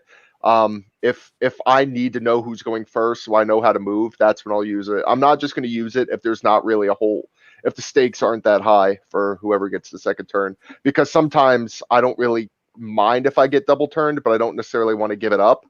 So I'd rather just kind of take my chances and not not roll it off, because a lot of times, and this kind of goes into Archeon, he does generate 2 command points a turn, but a lot of times I want to be using those command points on other things. So I don't necessarily want to spend one to dictate a turn that doesn't necessarily matter to me too much. So I really have to pick and choose when I use it. I might, if I'm in a 5-round game, I might only use it twice, two, maybe 3 times. I definitely won't use it every battle round. The second question I had was, what advice would you give to me using the Dark Prophecy? Because this is a really awkward interaction, right? I roll a dice, I hide it and then I then reveal it at some point that might be 30 minutes from now, 60 minutes from now, 90 minutes from now. How do I do it? Like, how do I execute this rule and make sure that my opponent doesn't feel bad, like I've cheated or, something? Like, how do you do it? I think a good way to do it, and it's kind of the way I'm going to be doing it from now on, is I'm just going to take a cup and a plastic cup, kind of roll the dice in it, kind of like Yahtzee, and put it upside down. And then while the opponent's looking at me, I'll just take a peek and then just leave the cup there. I'll never touch the dice. Joe, just a question on that, because I know it's another controversial part about it, is the capacity for within a game environment for that cup and dice in your scenario to be bumped or moved as well. And I know a lot of people are thinking outside, just to make sure they give their opponent the best game experience as possible. You're at a tournament, the table gets bumped. How do you know what it is? There's some trust that you've got to have within the game, but you want your opponent to have a good game. So any suggestions on how you might be able to manage that? It's kind of hard because you can't really account for bumps. I guess what I would do is, apart from having a third party stand at the table and verify the dice roll each time, I would say the next best way would be to maybe write it down. That way, if it gets bumped, and then just leave it. But then in the off chance it does get bumped, how does your opponent know you didn't just write whatever? There's a lot of trust that goes into this rule. I think another way people are talking to was flipping a coin as well. You've got that sort of that 50-50 option, and that under the cup as well is less likely to get bumped or moved. So I can see that. And I just wanted to call that out because it does have the potential to have a really bad time if you can't create trust with your opponent. Now, obviously, in a casual game where you're playing with your mates, it's not going to matter. But if you are going to a tournament and this is the first time you're using this particular rule, if you're not confident and you don't have a system in place, I think you're setting yourself up for a very awkward relationship over the span of the game. If you have general concerns or your opponent does have concerns about this particular rule, I would always call over a tournament organizer to roll that dice and make sure that they can see what's being rolled. But I imagine if you just explain your rules, explain what you're doing, do it very clearly, I can imagine most opponents will have no issue with this whatsoever. But yes, where you roll the dice as well to make sure it's not bumped, and trying to putting it somewhere that maybe if there's even like, I don't know, like a little box you can roll into, and then like you cover the box. I don't know. But just keep that in mind, I guess, is why I wanted to highlight this rule. Obviously you want everybody to have a good time. So the best way you could do it, I think I like Shaun's idea with the coin flip. I mean, it's essentially the same thing. So you might as well just flip the coin. It lays nice and flat, and then you can put a cup over it, and then just so nobody can see it. And then it's flat, so it's not really going to flip over. Somebody would have to really bump the table to flip a coin. So I think that's probably the best solution. No, good advice. And it's a really cool rule. I haven't played against it just yet, but I am very excited to see what it does. In addition to some of those additional benefits that I mentioned from Archeon, you've got a whole bunch of other cool stuff. You've got you'll have to walk me through what all this is. You've got the 8 circles, you've got the first circle, the second circle. You've got a whole bunch of circles happening here. Joe, what on earth is this, and what do I need to know about the circles? Essentially, if you're running the Everchosen list and you've got Archeon, you're probably going to be running Vanguard. So these buffs are for every unit of Vanguard in your army. Some are better than others. I prefer 6 circle for the +1 damage on the charge. But these are just the buffs that all your Vanguard are going to get now to kind of let them be along with Archeon. There So used to be after you've given the host of the Everchosen keyword to the army, you must choose the keyword for all Varangard units are going to gain the keyword of either first circle, second. So basically, if I don't take any Varangard, I don't get any circles. If I take Varangard, that's when I can apply first circle, second circle, third circle, etc. Yep. And there used to be a really cool rule. The battalion, Overlords of Chaos, if you took three, I think it was three Varangard, the way it was worded was you could then take two circles and get both benefits. Now that's been FAQ'd for reasons. Now each Varangard unit would then just take a different circle. So if you wanted your Varangard to be really versatile, I guess that could be an option. Personally, I don't think it's worth the points anymore because really none of them kind of stack up to six circle. You're taking 300 points of Varangard. You really want them pushing that damage. Nothing else there really does enough, in my opinion, to make up for their point cost, except the damage one. So those are just my personal thoughts. So if I take 3 units of Varangard and I choose, I don't know, the 8th circle, and the 8th circle makes them fly, does that mean all of my Varangard fly, or is that only, do I choose one particular Varangard unit and then a different Varangard unit could be re-roll hit rolls and hit and wound rolls that target a hero or a monster? It would be all of your units unless you took the Overlords of Chaos battalion. Then you could choose a different one for each unit. Gotcha. So the circle applies on everything except if I go in a battalion. Yes. Awesome. Just for clarity, because I'm sure people are looking at this big block of text going, what the F is going on here? Cool. Varangard, 1, take a battalion. You can change and so you can take different ones for different units. Yeah, and really, if you're playing Host of the Everchosen, you're definitely going to want 6 circle if you're running Varangard. The output they can put out is amazing with that circle. Making ensorcelled weapons 2 damage each is huge, and then depending on your mark, you get other benefits, but it's definitely worth it. Finally, we have the Wrath of the Everchosen sub-allegiance. Now, it's not in the book. I don't have a copy of this book just yet. I have read some of the rules, but there is one particular one that you guys have highlighted, which is the Empty Throne. Yep, Knight's Empty Throne. So this is not sitting in the Slaves to Darkness book, but it is using Slaves to Darkness models, which is why we're acknowledging it here. So it is in the Wrath of the Everchosen book. So it's a different book. So what is it, and what do I get from it? Essentially, it's a sub-allegiance built around Varangard. You can't take Archaon, or I guess you could technically, but you don't get any of the benefits. All your Varangard in your army become heroes. The units themselves become heroes. So you could have 3 units of Varangard, and each of them now count as heroes, and they get their own command traits and artifact lists. So you could put a command trait and an artifact on a unit of Varangard. This does limit it to the command traits and artifacts that come in the book for this sub-allegiance, but so you can't take malign sorcery artifacts on Varangard, which would be awesome, but you can't do that. You just have a list of 3 command traits and 3 artifacts, if I remember correctly, and then all your Varangard count as heroes. Shaun, anything you'd add to that? Do we like the Wrath of the Everchosen sub-allegiance? I haven't had a chance to try it out with the Varangard I've got, but I'd levitate back to the Host of the Everchosen. I'd probably take that as my preferred army build for the Varangard. Joe, would you be the same, or would you test that one out? I've fooled around with Knights of the Empty Throne, but I do agree. I would just run. I believe Archaon buffs Varangard more than their sub-allegiance buffs them.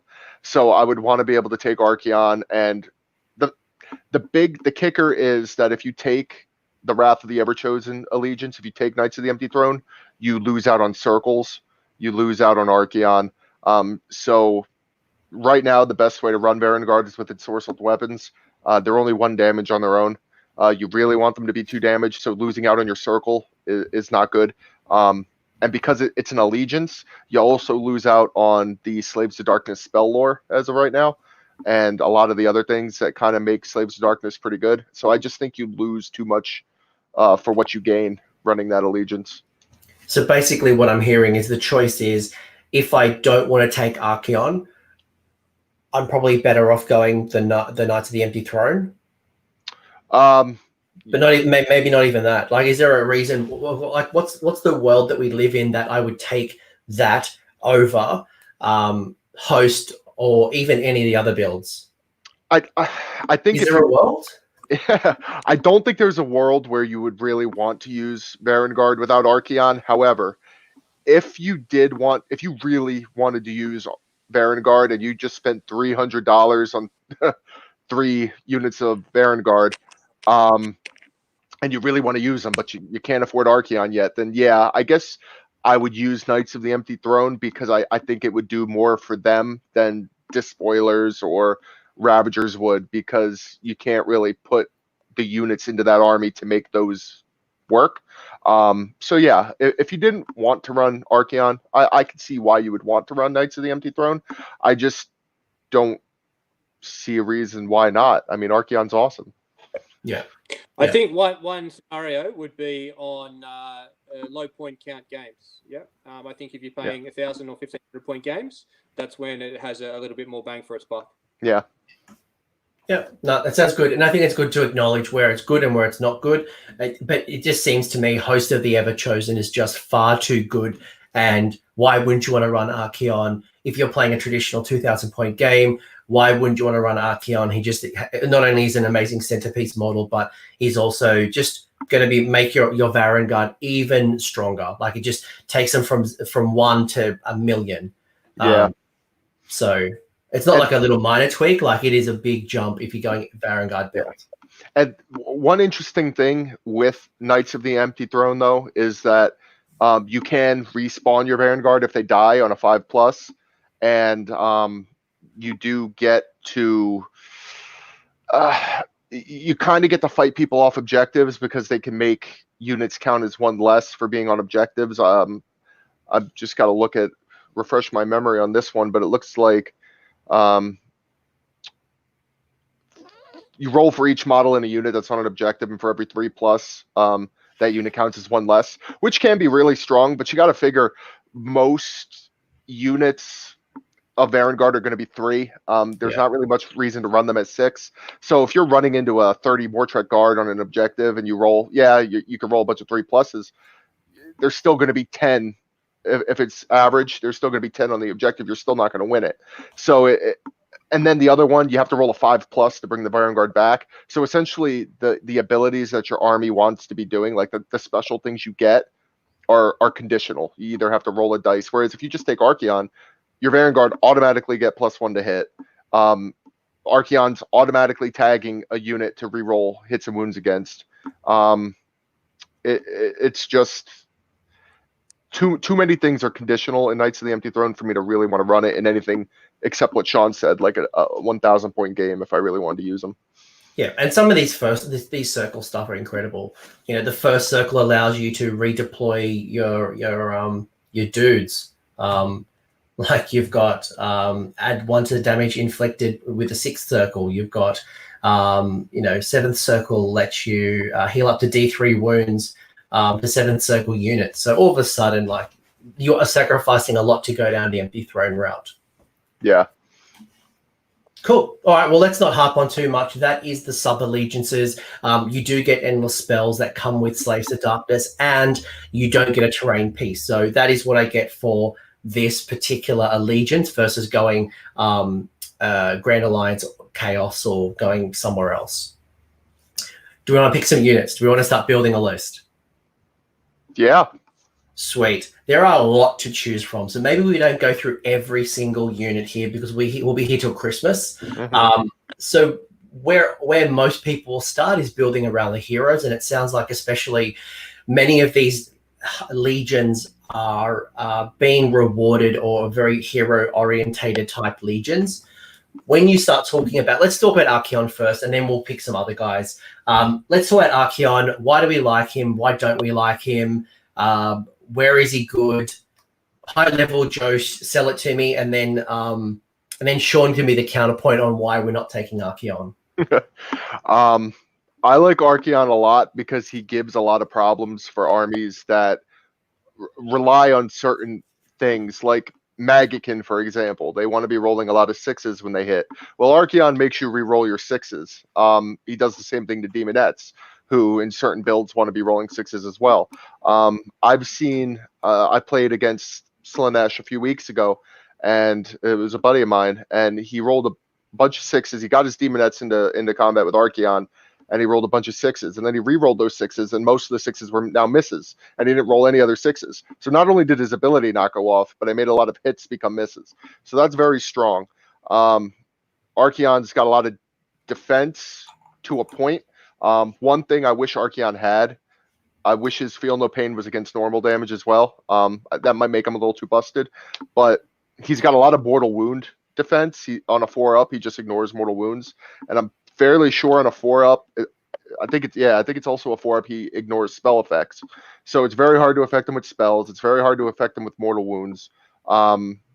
He's going into big things. He's got the ability to just instant kill him with the Slayer of Kings. So you run into something like Nagash, or you run into something like a Ethereal Amulet, Stonehorn, or something. He's got the ability to just remove it right away. And it's really good because those big things, Archeon in his Host of the Everchosen could actually tag, and you're re-rolling hits against those things, hit rolls of 1, or and through other support heroes, which we'll talk about, he could re-roll all his hits and wounds. Being able to fish for those sixes on Slayer of Kings becomes quite possible. And he's really good at removing big things. Also, if you like Marauders, I like to run Marauders in my Host of the Everchosen list. I'll usually run at least one block of 40. He makes your whole army battlefield-wide fearless. So your Marauders, you don't have to worry about them. You could throw them into whatever. No matter how many you lose, you never have to worry about Battle Shock, which is great. Depending on how many units of Erangard I run, I'll usually run... What I like to run is 2 units of Erangard and 1 of 40 Marauders. The Marauders I never have to worry about, but I'm thinking I'm going to go down to 1 unit of Erangard and then throw a unit of 15 Warriors in there as well, and they don't have to worry about Battle Shock either now. So Archeon kind of just makes everyone around him better, and then you don't have to spend CP on frivolous things like keeping somebody around who's going to run for morale. It's just really cool.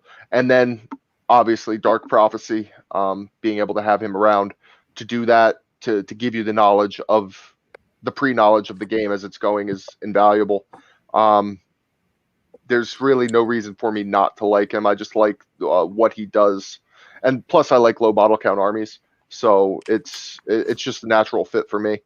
All right, there's the sales pitch for the 800-point model as we currently stand. Shaun, why wouldn't I take 800 points, essentially just under 1/2 of my traditional 2,000-point army? By the way, before Shaun responds, let me put this context down. If you love Archeon, do you just take it? We're talking here from a competitive point of view. If you really love, I don't know, Mutalith Vortexes and you want to run, I don't know, 4 of them, and we say they're hot garbage, don't go crying, don't get sad. We're talking here at a competitive level. Certainly pick the army that you love, paint what you want to love, and do you. So just that context, just so nobody gets angry at me. Shaun, tell me why we're not taking the Archeon.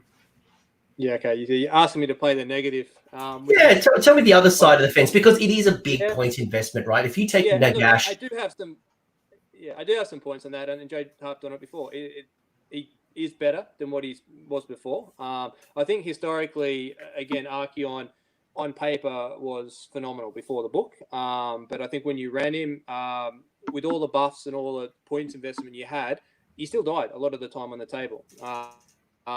And I think now he is better. You pay for that a lot more. Like, it is a big investment, and hopefully there might be some point adjustments when we hit around to the next General's Handbook that maybe make him or other units that support him a little bit more cost effective. I find his damage output is a lot better. His capacity to heal is a lot more automated now with the head ability. I think that's got a lot better. But still, he does die. At the recent tournament, I went up against him in a Zench list, and my 40 Marauders pretty much wiped him out.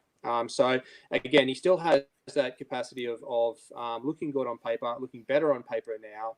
You pay for that a lot more now, which means a lot more of your toys aren't on the table, either supporting him or objective grabbing or being where you need to be. Age of Sigmar is a movement-based game. It's an objective-based game. You have to need to get around. I get the need to have lower, or the reason why people like taking low model count armies. They're a lot of fun, easy to push around, but sometimes it's at your own detriment in terms of being able to have enough models to either get to objectives, claim objectives, or hold objectives, mainly because of the capacity not to have the relevant model count. I don't believe Archeon has the same ability as some other big beasties to be able to count for more models than others. So again, You don't get that benefit. So it is a big point sink for a beat stick. You can throw around the table, can buff up, can move pretty quick, but cannot be everywhere at all times, really. And you need support pieces to be able to win games. He will delete armies, but he may not win games. So but beyond that, beautiful model. I play him just for the fun of it. I always do. But I don't have as much experience as Joe at being competitive with him. So, my capacity to win or be successful at a game with Archeon isn't at the same level because I'm so used to being able to use the table a lot more, move around with smaller MSU-based shenanigans. So that's probably the key reason. Beyond that, I don't know if there's much more, really. I find him a great model, but he has his limitations. That's all right. Archeon won't get offended by you not being a believer. And for anyone who doesn't know what that context meant, guys, MSU means multiple small units. So taking the smallest unit size. So if we're taking Marauders, the smallest unit size that you can purchase is 20 Marauders. So that would be technically MSU. If you don't know that language. You guys, yeah, go on. One quick rebuttal I want to make, and I just want you to imagine. I just want you to imagine this world where you've got Archeon, you've got a Sorcerer Lord, you've got a War Shrine, and you have a Gaunt Summoner. All right, Archeon's now flying around with a 2+ rerollable save. He's rerolling hits and wounds. You've got the Gaunt Summoner summoning 10 pink horrors onto an objective. Those pink horrors are splitting into blue horrors, which are then splitting into brimstone horrors. That's 50 wounds that they just dumped on an objective. And then you've got your 1 unit of Baron Guard, and then you've got a unit of 40 Marauders. Archeon can actually deceptively be in a pretty decently high model count army, sort of, in a roundabout way, thanks to the Gaunt Summoner. It's something really interesting that I'm trying to test right now, and I actually tested against Beats Claw Raiders the other day. But I think the new Zinch book kind of helped Archeon out a little bit by giving his bunny, the Gaunt Summoner, such a good unit to summon, and he just does it for free. It's just boom, there's free 10 pink horrors, and they're going to sit on an objective and just split a bunch of times. So let's actually talk about the Gaunt Summoner. So you guys have a whole bunch of other heroes, right? You've got the Chaos Lord on Manticore, you've got the Chaos Sorcerer Lord on Manticore, you've got Be'lakor, you've got Chaos Lord, you've got a whole bunch of Chaos Lords on mounts, different types of mounts. You got your Demon Prince, you've got your War Chief and your Chieftains, you've got the War Queen, you've got the Ogreoid Thermitage, you've got all this stuff. There is a lot of heroes. But the one that I think is the second most chosen one, right? Well, that and the Chaos Lord would be the Gaunt Summoner. So the Gaunt Summoner is Slaves to Darkness. It does allow you to summon a free unit of either 10 Pink Horrors, 10 Bloodletters, 10 Demonettes, or 10 Plague Bearers. But you've talked about some unlocking secret Zench tech where with the Horrors, you take the Pink Horrors and then they split into Blue Horrors. So then for every 1 pink horror, they turn into 2 blue horrors. Yep. And then when the blue horror dies, they'll split into 2 brimstone horrors. So essentially 1 unit of 10 pink horrors is worth 50 wounds when you start splitting them out. Yep. It comes for free once per game from this model. Yeah, it's really nice. Essentially, If you take the point cost of Pink Horrors, you're essentially getting the Gaunt Summoner for 60 points. You're dropping a 200-point unit on an objective, and then you got your 60-point caster running around doing his thing. I'm not 100% sold on the Gaunt Summoner yet. Like, I know I was touting him before, but I'm testing a few different things, so I can't really speak too much on him yet. In the one game I ran him with, the Pink Horrors were great. They did hold up Beast Claw Raiders decently, and they did sit in the middle of the board for a little bit. But then once they died, the Gaunt Summoner wasn't too far behind them. He kind of died pretty quick, and he didn't really get to do a whole lot. So I'm not sure if I would have rathered that or if I would took him out and rathered some other things in his place. But I mean, it's interesting. He's a way to add a lot of wounds to a low wound army. So I think he's definitely worth testing. Yeah. I mean, his spell alone, the Infernal Flames, which is cast on a 7, you pick a unit within 12 of the caster, and on a 5+, it suffers a mortal wound. If it's a monster or a war machine, you roll 3 dice. Where this thing starts becoming interesting is you put a Gaunt Summoner on a Balewind Vortex to extend the range by 6 inches, or you put a Umbral Spell Portal, and then you're casting that Infernal Flames from the range of the portal instead of the model. All of a sudden, you really start clearing out hordes. 60 grots, for example. On a 5+, you should delete 20 of those from one spell. And then you get a free unit of Pink Horrors. Yeah. The Pink Horrors are definitely the selling part for me. When we move on to the Sorcerer Lord, especially the Sorcerer Lord on Mana Core, it'll kind of highlight the one problem I have with the Gaunt Summoner. He kind of steps on the toes of the Sorcerer Lord on Mana Core a little bit because I have a very similar spell, but I think the Mana Core Sorcerer Lords is better. So that's the only real issue I have with the Gaunt Summoner. No one has an issue with the Gaunt Summoner. He's free models. Shaun, anything you'd add to the Gaunt Summoner, or is he very much an auto-clued for you? I think it's pretty much covered. He is an auto-include in some army builds. I don't have him currently in mind. Not that I wouldn't want him. I just can't fit him in it. And because, like Joe said, I'm actually running Chaos Sorcerer Lord on Manticore, and to a degree, it's doubling up with what I need it to do. But other builds, especially Archeon builds, I think it would be an auto-include just to get that model count up that you need to be competitive. Do you want to talk about the Chaos Sorcerer Lord on Manticore instead? So obviously we'll choose a couple of heroes we want to talk about. We might not talk about every hero, but let's hear your counterpoint. So talk about the Chaos Sorcerer Lord. I know that you run it on Manticore for some time now, and it's a cool model. I mean, who doesn't love Manticores? Yeah, so I'll kick it off, and I know Joe's got some points. And why I find it interesting is currently with my build, I am tossing up between taking that versus a standard Chaos Sorcerer Lord on foot. Both have the ability to give a unit reroll save rolls. With the Ocular Vision, so that in itself is good. The reason why I sink the extra point investment into the Lord on Manticore, a number of reasons. One, Joe mentioned the spell. It's phenomenal. I think it's probably one of the best horde spells in the game at the moment.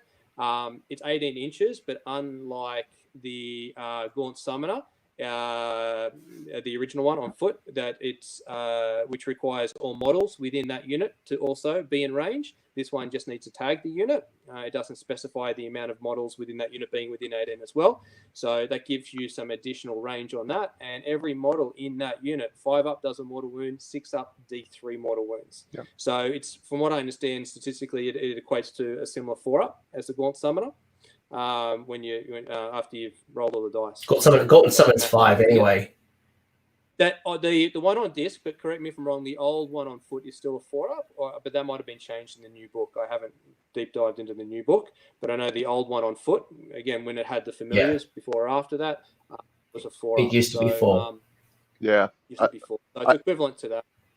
Yeah, I do think it's 5 now. It's 5 now, so they have aligned it to the one within the Slaves book. So technically then it would supersede the Gaunt Summoner as being the best horde killing spell that I could see.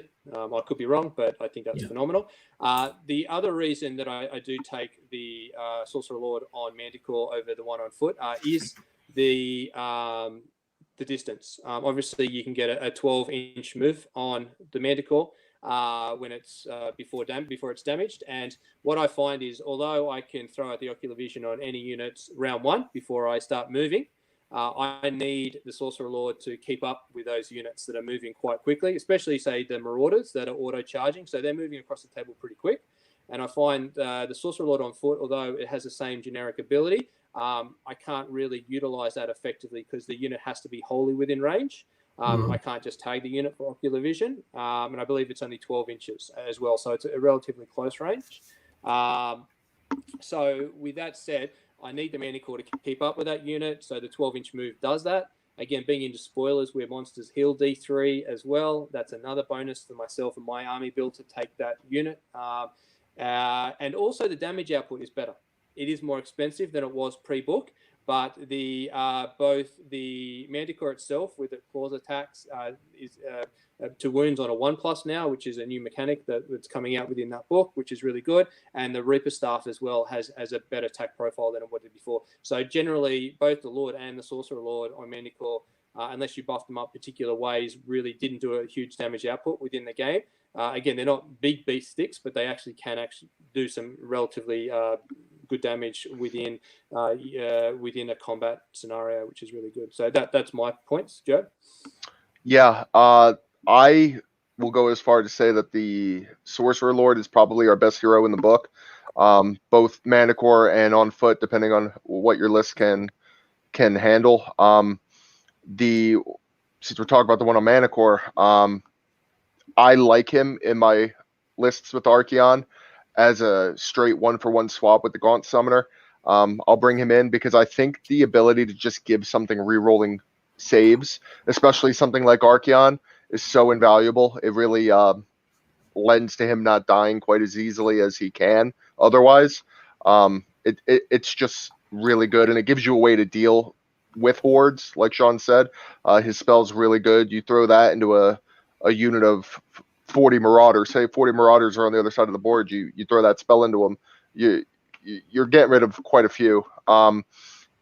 He's just an invaluable model. And the fact that he could keep up with Archaon is another big plus for me because, like Shaun said, you need him to keep up with the units that he's buffing. So you just give him any spell you want, Oracular Visions on Archaon, and then just have him follow him around all day. A spell I like to give him, Whispers of Chaos, because I like to try to stop my opponent from moving. It's just the way I like to do it. But really, he's a very versatile piece, and you don't have to be worried about him getting into a fight because, like Shaun said, he's actually pretty killy in his own right now. So he's definitely got a lot of. He should be in a lot of lists. I would say a sorcerer of some form, regardless of which one, is an auto include. It's definitely the auto include for me. There's always going to be one in every list I make, depending on whether I want him on foot or on Manticore. Yeah. And my last point on that, because Joe, you did mention the spells. I sort of find Mask of Darkness to be a good complementary spell for the Lord on Manticore as well, because generally round one, you're not going to have the capacity to use that unless you've got the spell portals, for example, which is a good option to have. But if you don't, that spell becomes mute, and the Mask of Darkness spell, which we'll get into the spell lore later, allows you to pick up a unit and throw it forward. You'll find you'll do that early game or late game to throw units into objectives, and really the capacity of utilizing his spell really well kicks in around that round 2, round 3, even the round 4 mark, when you're closer to those enemy horde units and you have the capacity to really start doing some damage. I stopped running Mask of Darkness after LBO because every single time I tried to cast it, I failed. So now I'm mad at it. It happens. I'll just call out the Chaos Sorcerer Lord. We've kind of talked about them both kind of in the same sentence. We've talked obviously more about the Chaos Sorcerer Lord on Manticore. The only other call out I'll quickly make on the Chaos Sorcerer Lord on foot is the Demonic Power spell, which is really cool, which allows you to reroll hit and wound rolls for a friendly mortal Slaves of Darkness unit wholly within 18 of the Chaos Sorcerer Lord. So that also can be really strong, but I think, as you guys have also mentioned, the Manticore with its speed just allows you to keep up with the Varangard, keep up with Archaon, and some very nice synergies there. But the visions is on both the Chaos Lord on foot, so the Chaos Sorcerer Lord on foot, and on Manticore. So very, very good. One quick insert for that. Usually I'm playing with about 300 points in my Archeon lists. So the foot Sorcerer Lord actually ends up getting the nod more often than not than the Manticore Lord for me. One, because of the spell. Rerolling hits and wounds is very strong, especially on Archeon. But two, you could give him something like Thermal Rider Cloak or the Griff Feather Charm, make him a little quicker, and then he could keep up while on foot. So if you're running a list that maybe doesn't have as many points to play with, or you want to fit a War Shrine in, which is usually what I'll do, I'll run the Sorcerer Lord and the War Shrine and they kind of fit into that 300-point window that I'm usually wiggling with. It becomes a very valid choice, because now the one weakness the Foot Lord had, you kind of can get around by just giving him the Thermal Rider Cloak. So it's just something interesting to think about, and just kind of shows you how versatile the army can be. Yeah, and it goes back to our discussion around artifacts. There were some average artifacts, and looking at malign sorcery, and we'll talk a bit more about malign sorcery towards the end. But not just taking the artifacts in the book, maybe going in and giving the likes of the Thermal Rider Cloak, the Eighth Quartz Brooch. Some of those might be more viable than taking something inside the book. So keep that in the back of your mind. I want to acknowledge the pink elephant in the room. We've talked about it already in one of the legions, and that is the Demon Prince. So Demon Prince. Start of the book, everyone was raving about the Nurgle Demon Prince because it had an ability that you could stack and do some crazy shenanigans with. That got FAQ'd. That's been changed. Is the Demon Prince still viable? And is it viable in every build, or is it just in one of those particular legions, the Despoilers, that allowed us to do some shenanigans? First off, do we like the Demon Prince? I love him. Love it. Yes, good. Is it good in all of the legions? No. Oh, okay. All right. Talk to me, Shaun, about the Demon Prince. It for what it does, and for you to be able to get the worth out of the money out of the model. The spoilers is the sub-faction to really align that particular model to. Like it's with the 5+ extra save, and I think Demon Princes have always struggled with mortal wound saves. To be able to provide that on your general gives that Demon Prince an ability to stick around a lot longer. It is now a 3+. It used to be a 4+, unless you took the Nurgle keyword previously. So it is a lot more resilient. And the buffs are fantastic in terms of some of its command abilities. The Nurgle one, yes, that was a very big point of contention. It was interesting to see people get quite upset when that obviously got FAQ'd. I think that was pretty much a guaranteed FAQ, really, because it was just too overpowered, and I don't think it would have done anything great long term for the faction if it stuck around. So that's been good, but in a sense, they've had to do what they've had to do with it, but it's nerfed that capacity to some degree. I actually still run it because I don't use that command ability all the time, and put it into context we're talking Bloated Blessing, right? Just for people who haven't looked at this just yet, we are talking about the Bloated Blessing command ability that's sitting on the Demon Prince War Scroll. Yes. So just to understand what all the discussion was about this, you have the Bloated Blessing command ability, utilize that in a Plague Touch. Whatever unit you put that command ability on way it was previously written or previously interpreted was probably a better way to put it, was every hit roll against that unit of a 6 did D3 mortal wounds back, and every wound roll of a 6 did 1 mortal wound back. So it didn't matter if the unit you put it into did any damage, that unit was pretty much auto-killing itself. So that got FAQ'd, so to pretty much indicate that D3 was for all attacks, all 6s. So as long as you do 1 6, it's D3. Not every 6 does a D3. So it's gone from very overpowered to almost nerfing. But personally speaking, I still run it. Like I said, I don't use it that often. It's very circumstantial. But if I put it on a unit of 40 Marauders and I put that Marauder pack across a unit of 4 to 5 MSU or small units across a line, and I take first turn, then that particular command ability comes into its own because most of those units will at least do D3 to themselves across my combat phase, and then they'll have their turn, and then if they take the double, and there's a few ways to manipulate your opponent in terms of taking the double. If they choose to take the double in this instance, then they have the capacity to do another D3 to every unit, just attacking that Marauder unit. So, but again, if I was putting that Marauder unit into one unit where the best outcome is 1d3, I wouldn't even think about it. It's very circumstantial now because it has been nerfed quite substantially, but I think it still has its usage in particular game builds.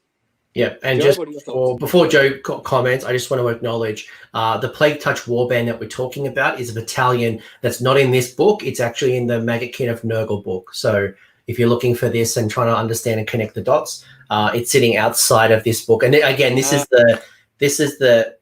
No, you're wrong. It's in the book. It's in the book. Yep. In the book. God damn. Space Swarm, all of them are in the book. All right. Jesus. All right. Long story short, this is the cool thing, but also the challenge is there's lots of stuff that you can bring into the book. So. Yep.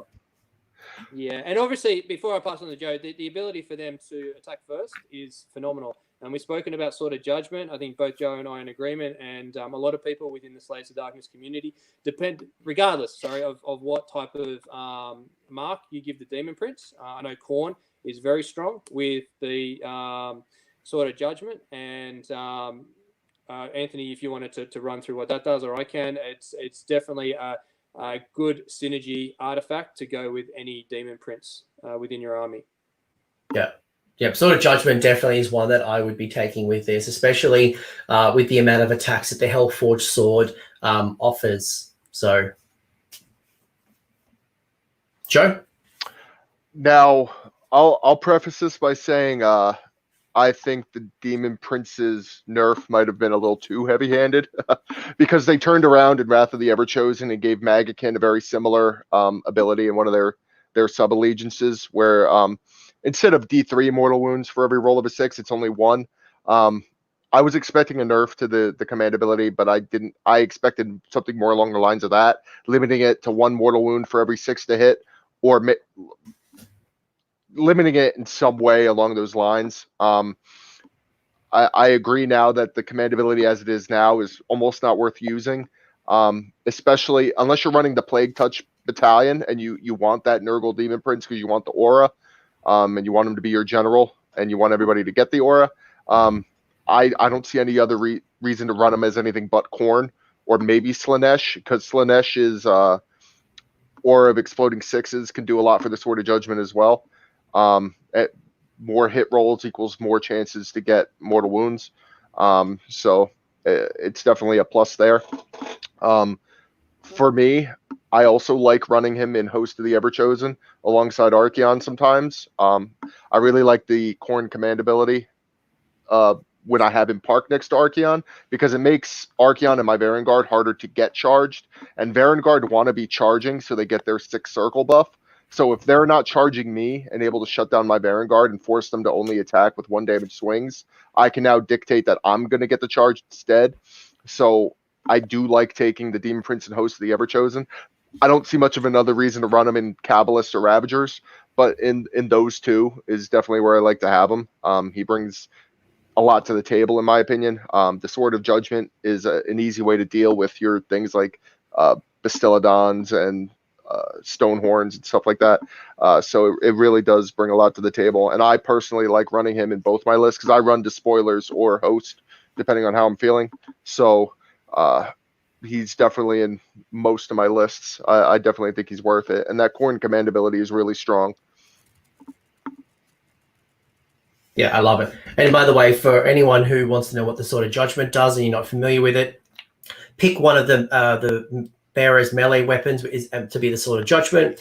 If the hit roll with the attack attacks against a hero or a monster and is a 6+, which means you can bring it down, the attack inflicts D6 mortal wounds and the attack sequence ends. So If you're able to give yourself +1 to hit or +2 to hit, you can bring that 6+ down to a 4+ or a 3+ or a 5+. So that can be pretty chunky when you start thinking about the synergies and starting to look at ways to increase the potency of that sort of Judgment Demon Prince. Which is nice too. Oh, sorry, Shaun, go ahead. I was going to say, and you might be saying the same thing. Generally, you got the choice between the axe and the sword. You generally run it best with the sword because you got that extra attack with the sword that you get. Plus, because it stacks on the charge, you get +1 to hit, but you also get. So that brings us to a 5. Yep. No, +1 to. Is it to +1 to hit? Yeah. +1 to hit. That's right. Yeah, +1. Yeah, +1 to hit, and then in addition, the sword does an additional 2 mortal wounds on a 6 inherently within its ability. So if you can at least get 2 6s through, that's 4 mortal wounds, and then 2d6 mortal wounds on top of that. And the 5s are still doing d6 because of the +1 to hit from charging. Agreed. So there's a lot of mortal wound output that's going out through that sword. Yeah. And if you're Khorne, you're re-rolling some hits too, and so there's a lot of opportunities to get it. And I think Khorne, you can get it up to +2, 3, maybe even 4 attacks as well. Yeah. For 210 points, you could be deleting more Crushes, Stonehorns, Nagashes. Like it's a very potent combination, especially when you start to synergize and start putting on some of those increases to hit. Cool. So Demon Prince is great. Would you ever take like a Zench Demon Prince? No. It's not that great. The aura is just too situational for me. Yeah, for me, I'd probably go, if I'm going to spend the 200 odd points, I'm going the Chaos Sorcerer Lord on Manticore and finding a few extra points for that as opposed to, or the Gaunt Summoner instead of maybe a Demon Prince of Zench. But maybe someone has a build, prove me wrong. I'd love to hear your thoughts. Yeah, well, it does give that plus the casting aspect that, you do lack. But I think the old ability the Demon Prince had for Zench, which made it a spellcaster, would have been a better option with the book, making it a little bit more viable. Yeah. Any other comments about the Demon Prince, or should we pick some other hero to talk about? No, all good. Cool. What other heroes do we want to talk about? Joe, what stands out from you? I'd like to talk about the Chaos Lord really quick because I think he's pretty interesting. Which one? Which one are we talking about? Mostly the one on foot. The one on Demonic Steed they have a different command ability. The one on foot, his command ability, you pick a unit within range and that unit gets to fight twice. That's extremely powerful if he happens to be next to something like a Demon Prince, an Archeon, a unit of Aaron Guard who can already attack twice on their own. Now they're attacking 3 times. If you can fit him, and he's only 110 points, so fitting him and a foot sorcerer is often pretty easy. If you could fit him, I think he brings a lot to the table, and he's one that I could see in all 4 legions. He could definitely do a lot for all of them because he really just makes whatever's in your list, whatever heavy hitter is in your list, he just makes them better. So I think his command ability is really interesting to have around. Yeah, and that might be something that's worth the Thermorata Cloak as well to get up on the board as soon as possible. Yeah.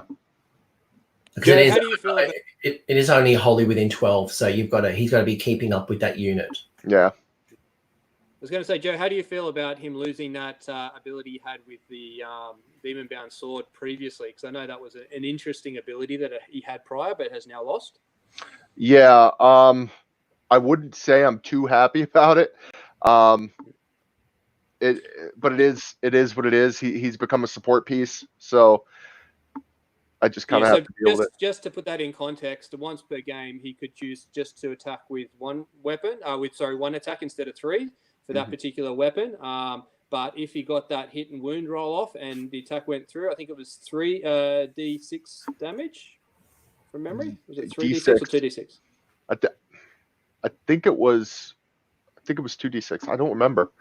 2d6 damage on the attack. So it was very circumstantial, and I know whenever I got it off, I was very excited and rolled double ones, 2d6. But yeah, that was a nice little mechanic that I had that it's now lost, in place of just that additional mortal wound on hit rolls of 6. Stop living in the past, Shaun. And by the way, I've got a rules clarity from the chat. Thank you, Craig, who's mentioned that the wording on that command ability says that you can fight a second time. So if both of the wordings are a second time, to me, it means you can't attack a third time. So just maybe look at the language on the two different abilities. But if I'm assuming the Spurt of the Gods, that says a second time.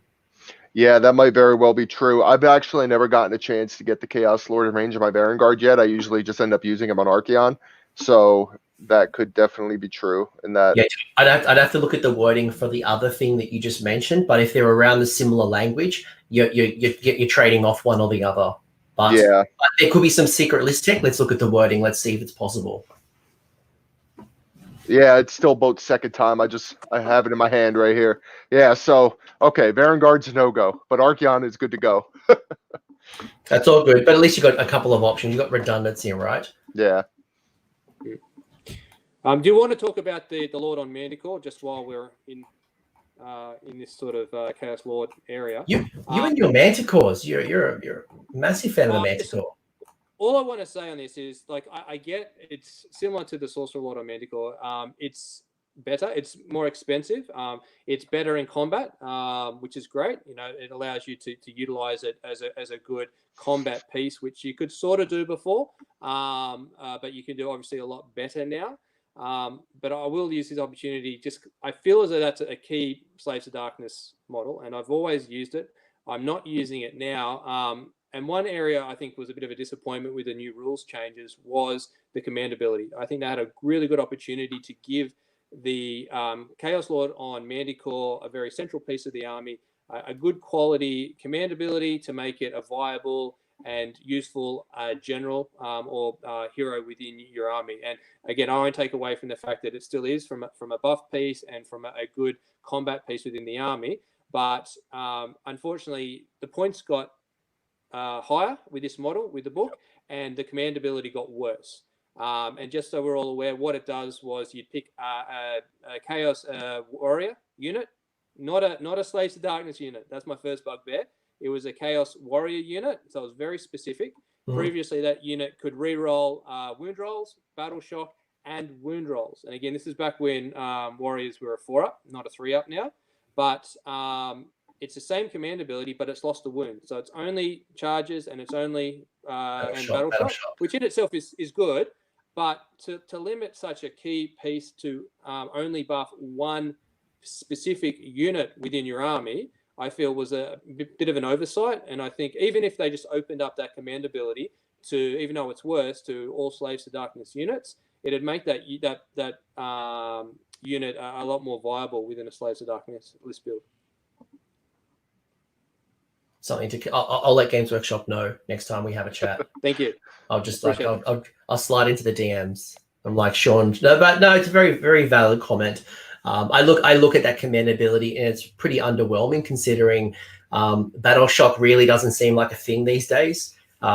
Most things are immune to battle shock, or it's very easy to become immune to battle shock. So re-rolling your battle shock test, you're really going for the re-rolling to charge. And if I'm looking at a Chaos Sorcerer Lord on Manticore versus a Chaos Sorcerer Lord, Chaos Sorcerer Lord versus a Chaos Lord on Manticore, I know where I'm going. But they are very different pieces and they do different things. But for the point sink, especially if I'm going an Archeon build or I'm going down another build, I'm stuck with my points. There's just a lot of things that want to eat up my 2,000 points.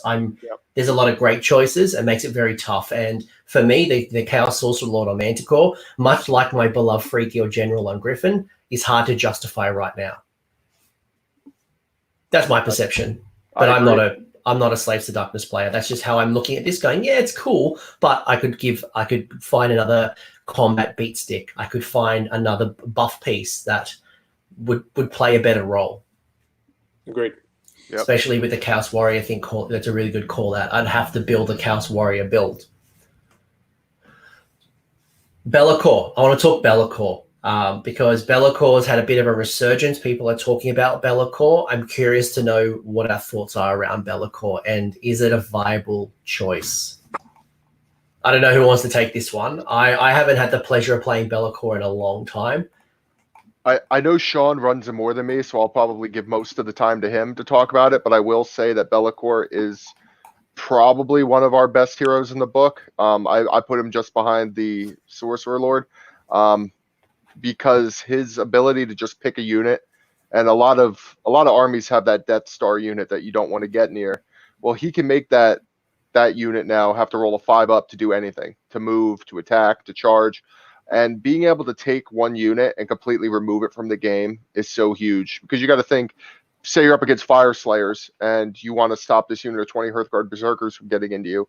Not only do they have to roll the charge, and the off chance they make the charge, rolling the 5-up and then make the charge, they have to roll the 5-up again just to be able to attack. So they could very well charge into you and then not be able to attack. So he's really good for removing key pieces from other people's armies and really putting them in a bad way.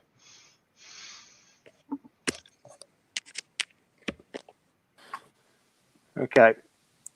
For me, just adding to those points, I completely agree. And what I find has worked very well for me, I think, is an auto-occlude. And where we spoke about other Demon Princes before, in terms of maybe not being as viable outside of Despoilers or host of the Everchosen type of scenarios, I think within the other types of sub-factions, I think he still holds his own, primarily for that ability to mess with your opponent. Notably, you do have to write down the particular unit or model before the game starts.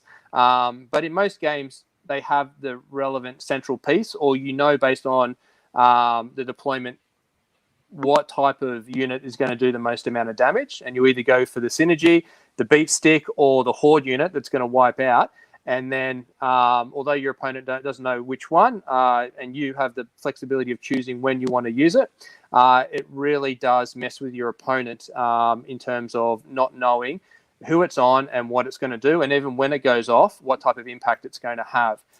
The other key advantage I find it has is the way I've built my army list. I want to take first turn. And as such, if I do get that off, I will throw this onto the relevant unit, the bottom of the first round. And then what then happens is, or it could happen from second to third as well, it works just as effectively.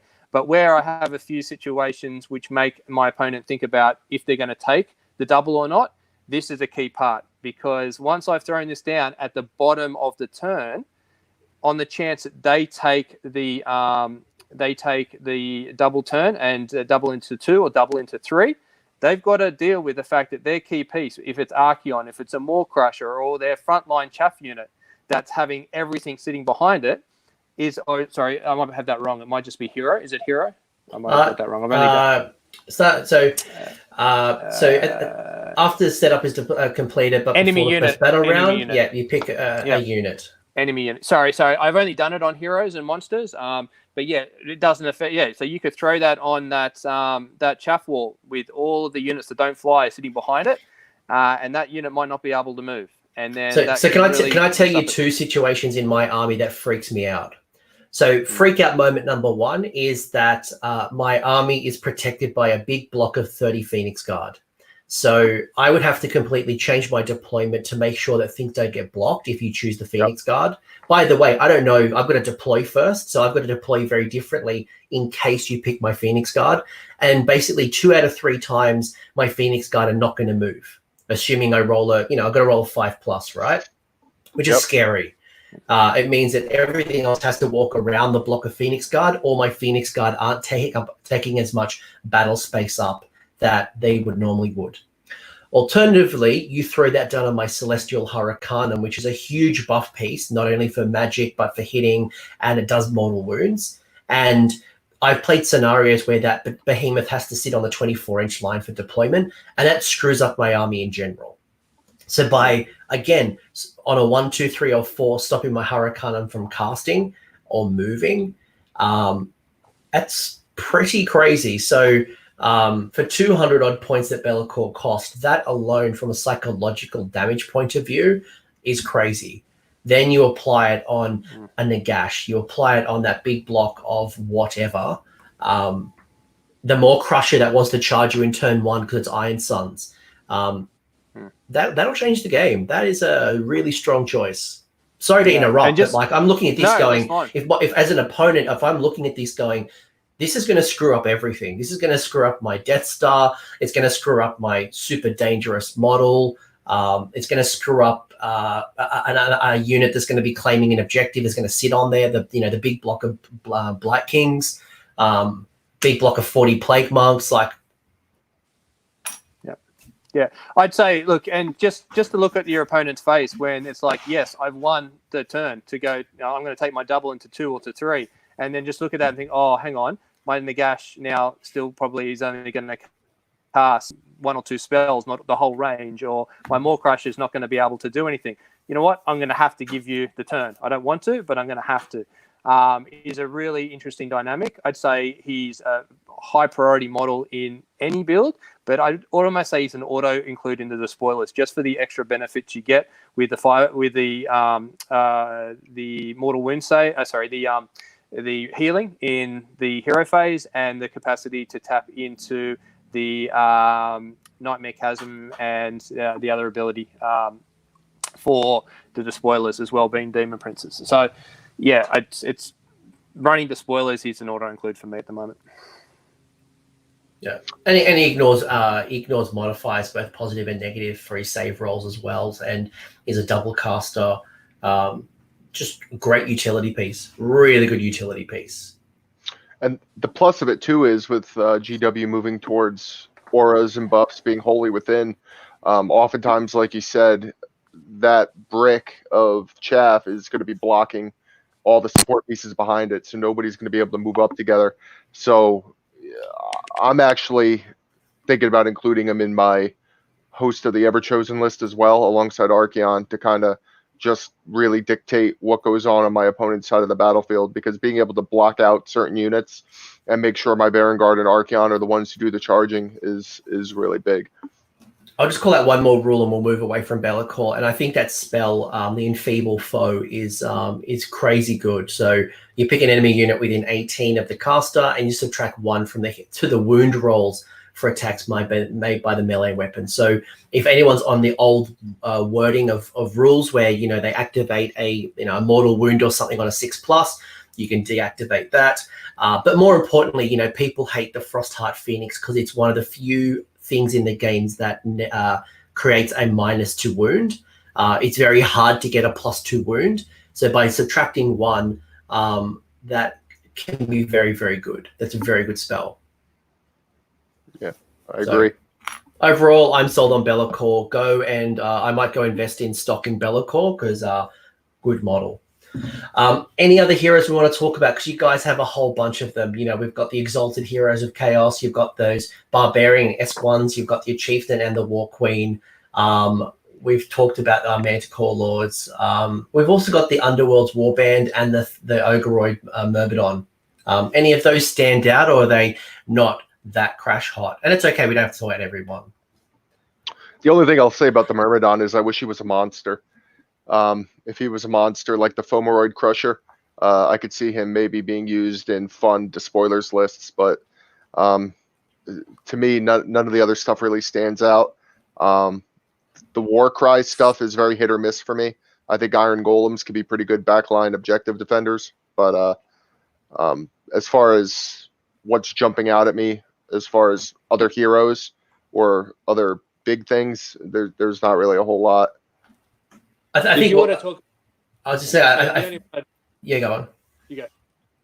I was going to say the only other one that I'd probably pick out would be the Cadrak, which we spoke about earlier. Yes. Oh yeah, him. That would be. I'd probably go to Joe because I guess you use that. I haven't actually used it in a game yet, but I know a lot of people do, and I think it would be remiss not to mention it because he's probably the other key non-monster beat stick that Slaves to Darkness has intrinsically within the army build. But Joe, have you used it before? Yeah, I love him actually. I'm surprised I forgot about him. I guess we spend so much time talking about Chaos Lords of different types, I kind of forgot about him. I like him a lot. He's quick, and if you like running Chaos Knights, his command ability is a decent little buff for Chaos Knights. I think it's +1 to hit for Chaos Knights is his command ability, if I remember correctly. It's really nice, but he's got a metric ton of attacks. He's got something like 5. He's got 5 on his axe, 3 on his sword, 5 on his beast, and then like 2 more tail attacks or something. He's got a lot, and the axe in particular is really, really interesting when you pair it with something like the rune blade or the dimensional blade, because now all of a sudden you're getting 5 attacks, rend 3, 2 damage each. And if he happens to be in a Nurgle Despoilers list and he's nearby the aura, well, he's given his own aura. Now all your 6s to hit are going to be 3 damage. So he's outputting a pretty scary amount of damage. And you can pretty reliably throw him into anything and he'll blend it up. He's a hefty 250 points, if I remember correctly. So he isn't the easiest to fit into a lot of lists, but I like him a lot. I usually put him into any list where I need him. He's a beat stick, so he's not going to go into my host of the Everchosen list. I have enough point sinks in that list. I can't really afford him, and he doesn't do enough for everybody else. But if you're running Despoilers, if you're running Ravagers, and I think he's pretty good in Ravagers, and even Kabbalists, if you need a good beat stick, I think he's really good in the other 3 legions. He can output a lot of damage. Agreed. I would agree with that.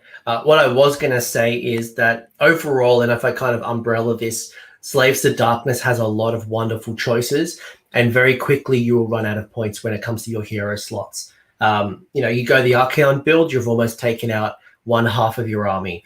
Even by going in, your Chaos Sorcerer Lords or Be'lakor or going in a bunch of Demon Princes, they fill up your hero slots very, very quickly. So I think you're sport for choices, but much like many of the armies like cities, it's very hard to refine that 2,000 points. I think we've talked a lot about really good options. Anything else you want to call out, or should we go actually to now Battleline? All good. I'm good. Cool. There's a lot of good choices here. A lot of good choices. For me, that Gaunt Summoner, though, like you can't walk away with it. It's free pink horrors. Like it's hard not to justify it.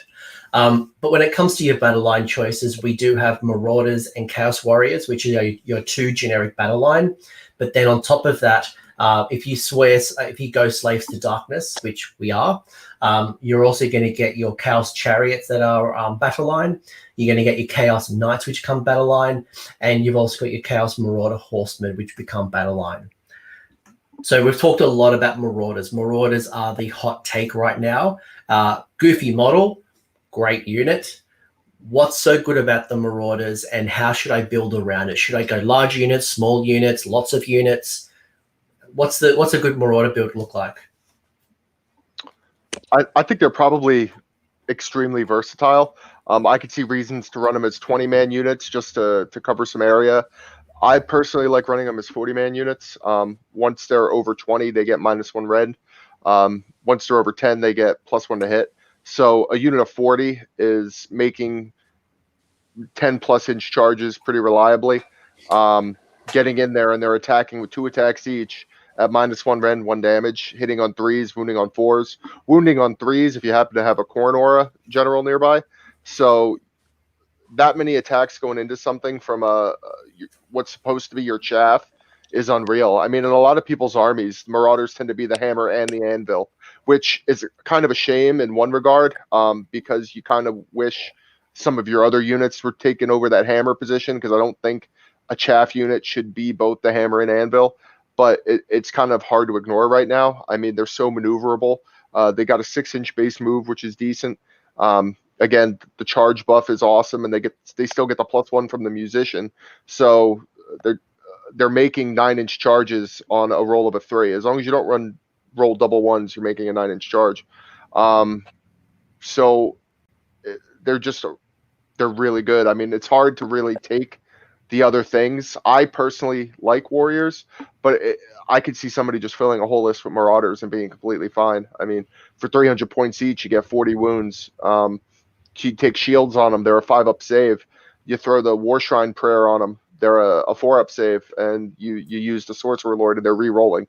So you've got 40 chaff units with a 4-up re-rollable save, with 2 attacks each, -1 red, 1 damage. I mean, you can't really beat that. They're pretty much an auto take in any Slaves of Darkness list.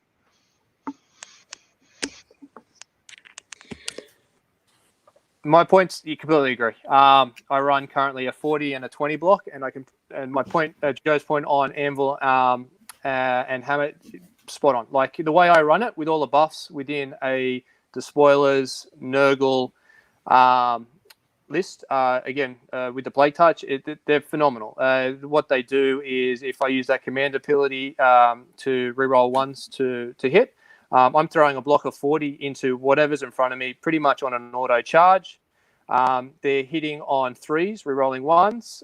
If I've given them the War Shrine buff for the Nurgle, they're wounding on 4s, rerolling with 6s, doing double damage at -1 rend for 1 or 2 damage, depending on the 6s. They're putting out a lot of damage, and then you're coming straight back at me. Okay, normally I'd be losing, all of those models, but I'm not, because again, if I've put the ocular vision on them as well, they are normally a 5-up down to a 4-up with the War Shrine, re-rolling, so a 4-up, re-rolling with 6s to wound against me, hitting you back.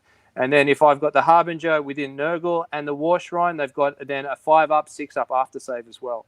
So they're not going anywhere, and they're doing damage back at you as you hit me. So you can use them very effectively, and a lot of people don't expect it. One thing I'll add to that too is I actually really like them in Host of the Everchosen as well. I'll throw a block of 40 in there as one of my battle line, because Archeon has an ability that lets you fight. He lets a unit fight when it dies. So you throw this unit of Marauders in there, they're going to fight into something, probably kill a lot of it. And then on the swing back, they're going to kill a decent amount of Marauders out of the 40. But then those Marauders that died are going to get to fight again.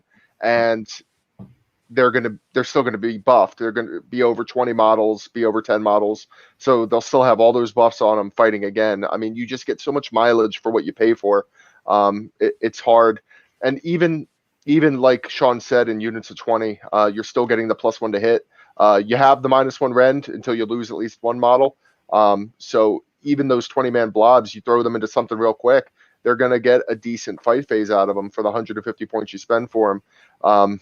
Like I said before, I find it as a real shame, because I like warriors, I like knights, but it's hard for me to justify taking some of those other things when I could take something as efficient as Marauders that could do so many jobs. They're really good. I mean, I making them fearless too. They just pretty much just run into anything, and they just sit there. So it's really good. They're great value for money. It's probably also worth calling out Varangard are a battle line if you are host of the Everchosen. And a great call out from Learn Trade Play is that they are on 25 mil bases as well. So you are going to get essentially two ranks. So you're going to be able to get more models into combat than if they were on 32 mil bases. So not only are they super durable, but man, they're going to pack a punch. Yeah. All right, Marauders. So am I going to take 3 units of Marauders as my battle line choices? Or am I going to maybe mix it up with something else? You have the option to mix it up, but I see no reason why you can't get amazing mileage out of 3 units of Marauders, for better or worse. Yep, fair call. What about the Chaos Warriors? Let's talk about the humble old Chaos Warriors. So Marauders, we know they're good, they're great. Tick. What about the humble old Chaos Warrior? They come in units of 5, you can go up to 30, and you are currently looking at 100 points for the Chaos Warrior per 5. Shaun, I know you're a big... Yeah. Look, I'm disappointed I'm not running them now like I was before. I used to love the Warriors. I think they still have the same mileage. They're a lot more expensive, but if you buff them up the same way as the Marauders, they can do just as much, if not a lot more damage, and they're going to be just as much, if not more resilient. For me, the quintessential part that makes me choose the Marauders over the Warriors is the charge. If I got them, I want to get them in. And unlike the Marauders, I can't guarantee that I'm going to get the Warriors in. They've got the +1, that's good. There's potential for re-rolls, that's good as well. But to be able to pretty much auto charge unless I roll 2 1s, which, it does happen. But the reliability of the Marauders getting in when you need them, for me, puts them above Warriors every time. And that's the unfortunate thing at the moment. But I'd love to run them. Again, if you need a couple of points, small units of 5 are good objective holders. The capacity now to wound on a 3-up instead of 4-up is a big change for them. That was always one of the biggest negative parts to a warrior build. But that's the durability is still there. They can still take a punch and stick around, which still makes them a very viable objective holding unit. But unfortunately, the points have gone up. Again, like everything else, which makes them a lot harder to fit into the list. And you probably want to be taking at least units of 10, so you get to re-roll those save rolls using the Legions of Chaos rule. Yes. Yeah, on that subject in particular, you're pretty much always taking Warriors in blocks of 15 to give you a little bit of mileage out of that re-rolling of saves, because that's kind of what puts them slightly over Marauders on the defensive side of things. They can just innately re-roll those saves, so you could sit them on an objective and largely forget about them for a while, which I've done. I do like running Warriors. I've run them a couple times now, and I like running a unit of each. But I could see why people would just run Marauders, because essentially for 15 Warriors you're paying 300, or 40 Marauders you're paying 300.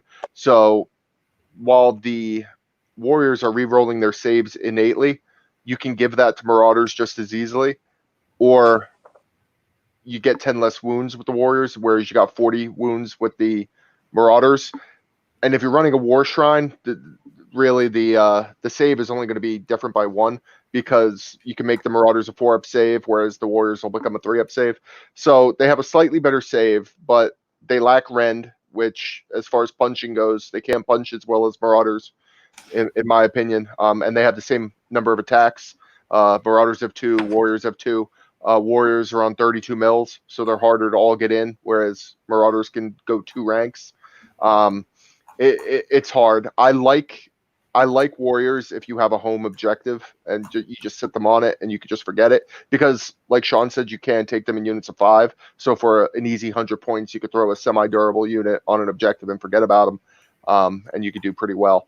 I like Warriors a lot. To me, they're quintessential chaos. They're kind of they're what makes Slaves to Darkness.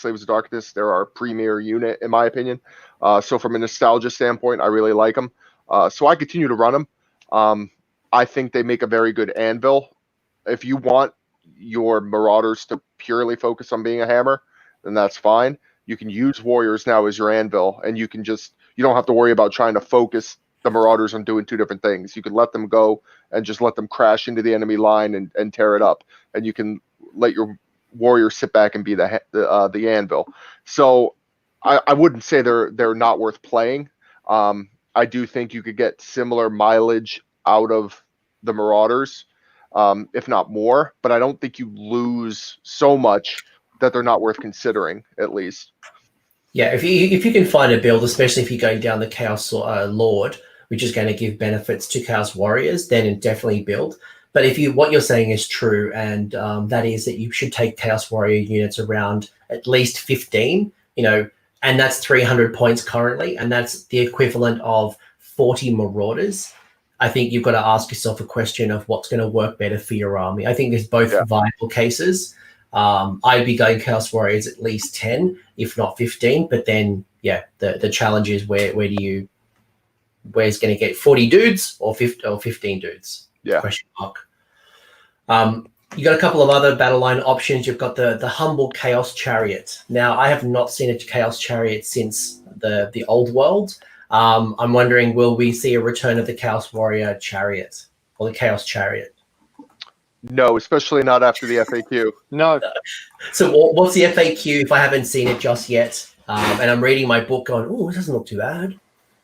Well, it used to be that for every unit, the unit could be 1-man unit, so 1 chariot is unit, and that chariot could become the exalted chariot or whatever it's called.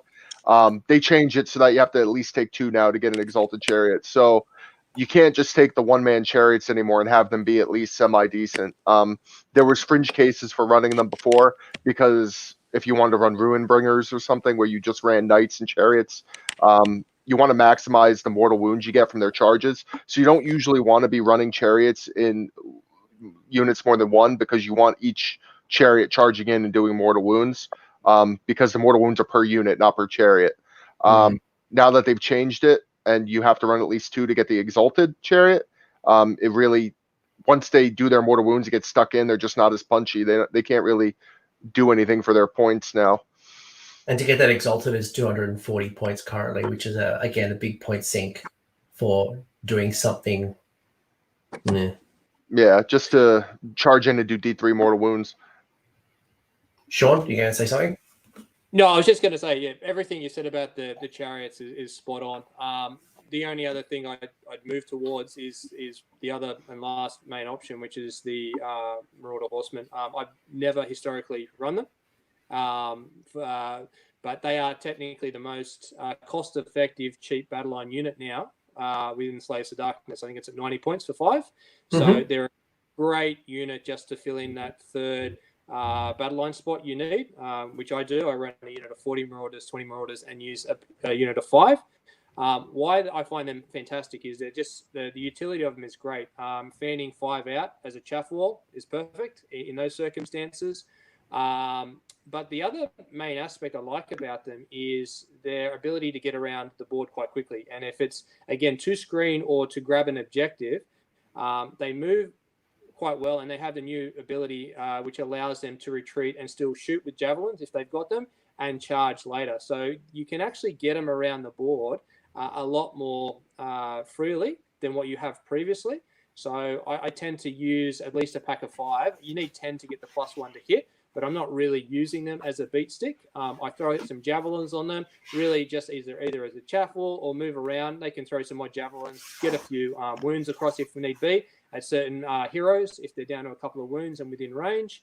But I've started to utilize this particular unit type, which I've never done before, and they're really starting to have an effect on the game, which is good. It's funny you mention that, because I'm literally building up some free guild pistoliers right now, which are very much the same equivalent, right? They're little harassing units. You take, if I was going to take 10 of them, I'd probably take 2 blocks of 5, so they can run around, they can screen, they can be in the backfield and kind of block out anyone who wants to like drop down from the sky or teleport. They could go seize objectives quite early.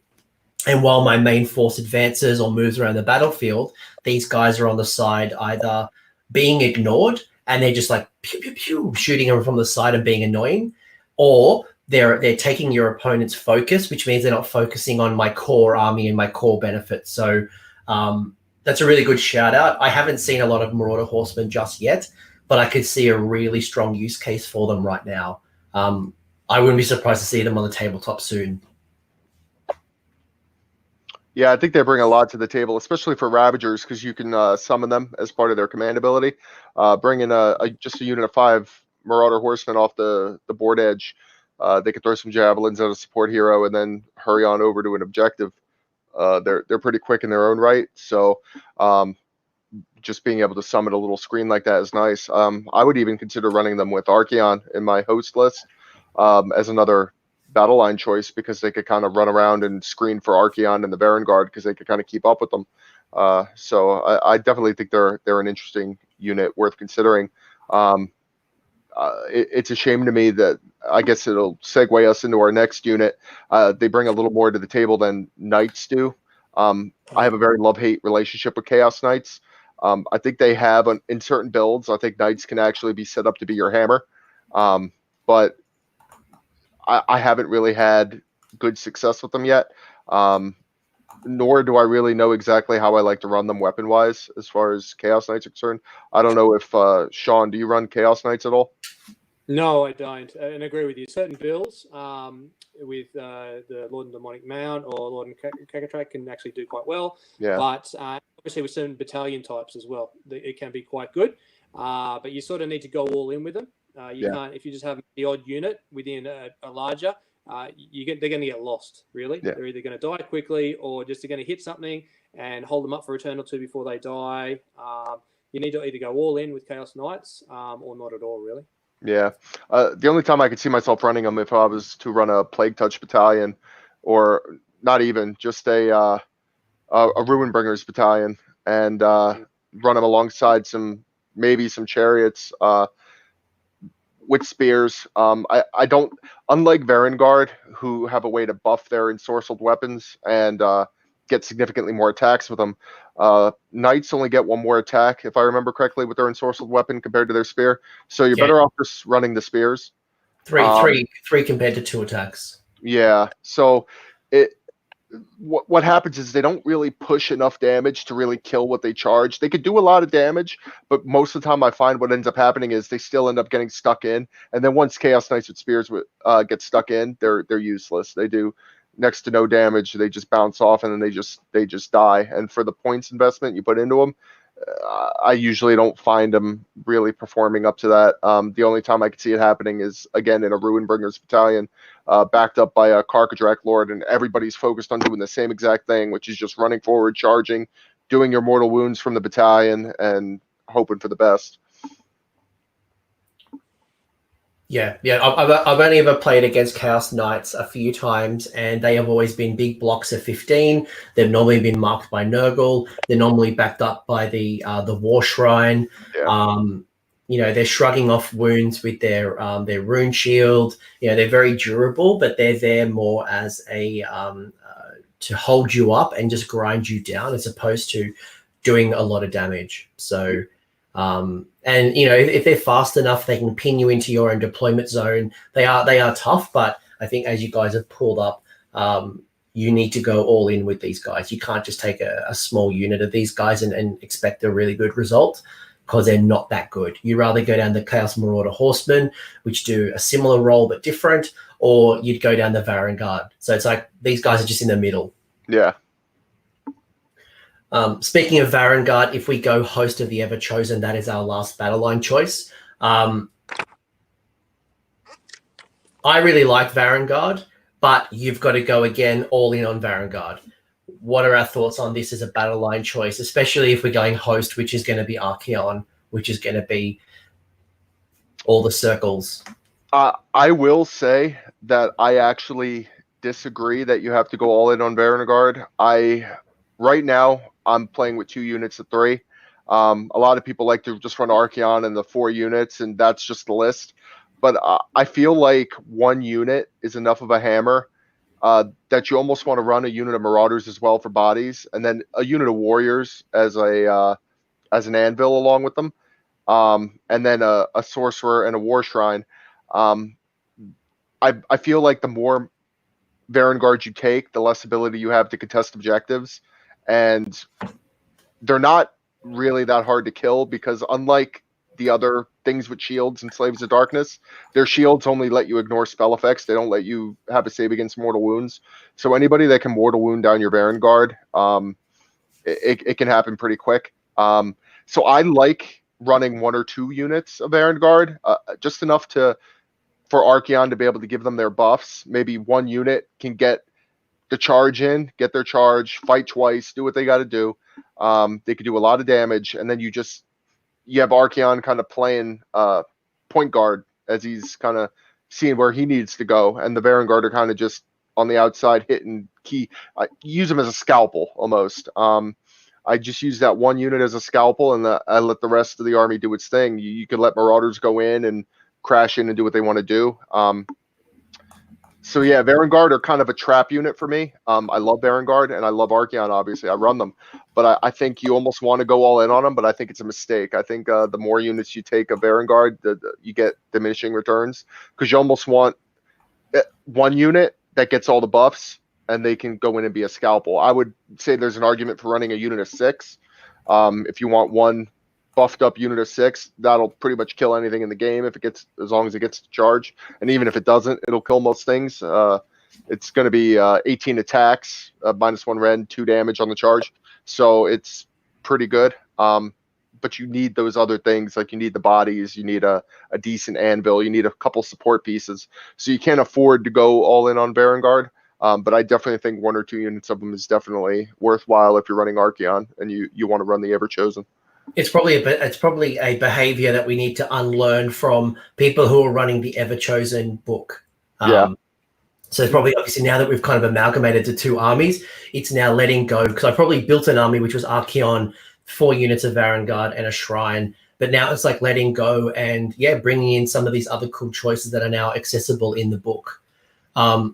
Shaun, anything you'd want to add to Varangard, or do we want to get into some of the other non-Battleline units like the Chaos Chosen, which I know people are very excited to hear our thoughts on things like the Chosen? Yeah, definitely. The only point I'd make would be where we're talking about knights, where I've seen people maybe adding those extra couple of points in and swapping out that 1 unit of 5 knights for 1 unit of 3 Varangard within a standard unit build, just to be able to get that punch that the knights don't provide. But beyond that, I think Joe summed it up quite well. Yeah. So they're all our Battleline choices. I think we've made some really good cases. If I've heard you guys correctly, things like Marauders, things like Varangard are great choices. I think we have some secret list tech when it comes to Chaos Marauder Horsemen. I think some a good use case in there, especially for screening, especially for objective grabbing. We probably heard Chaos Warriors are situational. There's probably a strong use case for them, but you probably want to build around them. Where things like the Chariots and the Knights are, they're okay, but there's just better options available. Agreed. Outside of that, we have a whole bunch of other choices. You've got your Chaos Chosen. We've got all of the War Cry warbands. You've got the Chaos Spawn. And I think that's it. And then obviously you've got your Behemoth choices like your Slaughter Brute, your Soul Grinder, the Mutalith Vortex. And that might be it. That might be all of our dudes. So let's talk about some of the core first. So let's talk Chosen, then let's talk Spawns, then let's talk about if there's any secret list tech that we want to pull out from and our new people like our Cat Sphinx. Let's talk Cat Sphinx, yeah. So let's talk Chaos Chosen first. I'll start. I run a unit at the moment, a block of 5. I'm thinking of actually increasing that to 10 if I change the build, but the unit of 5 works quite well.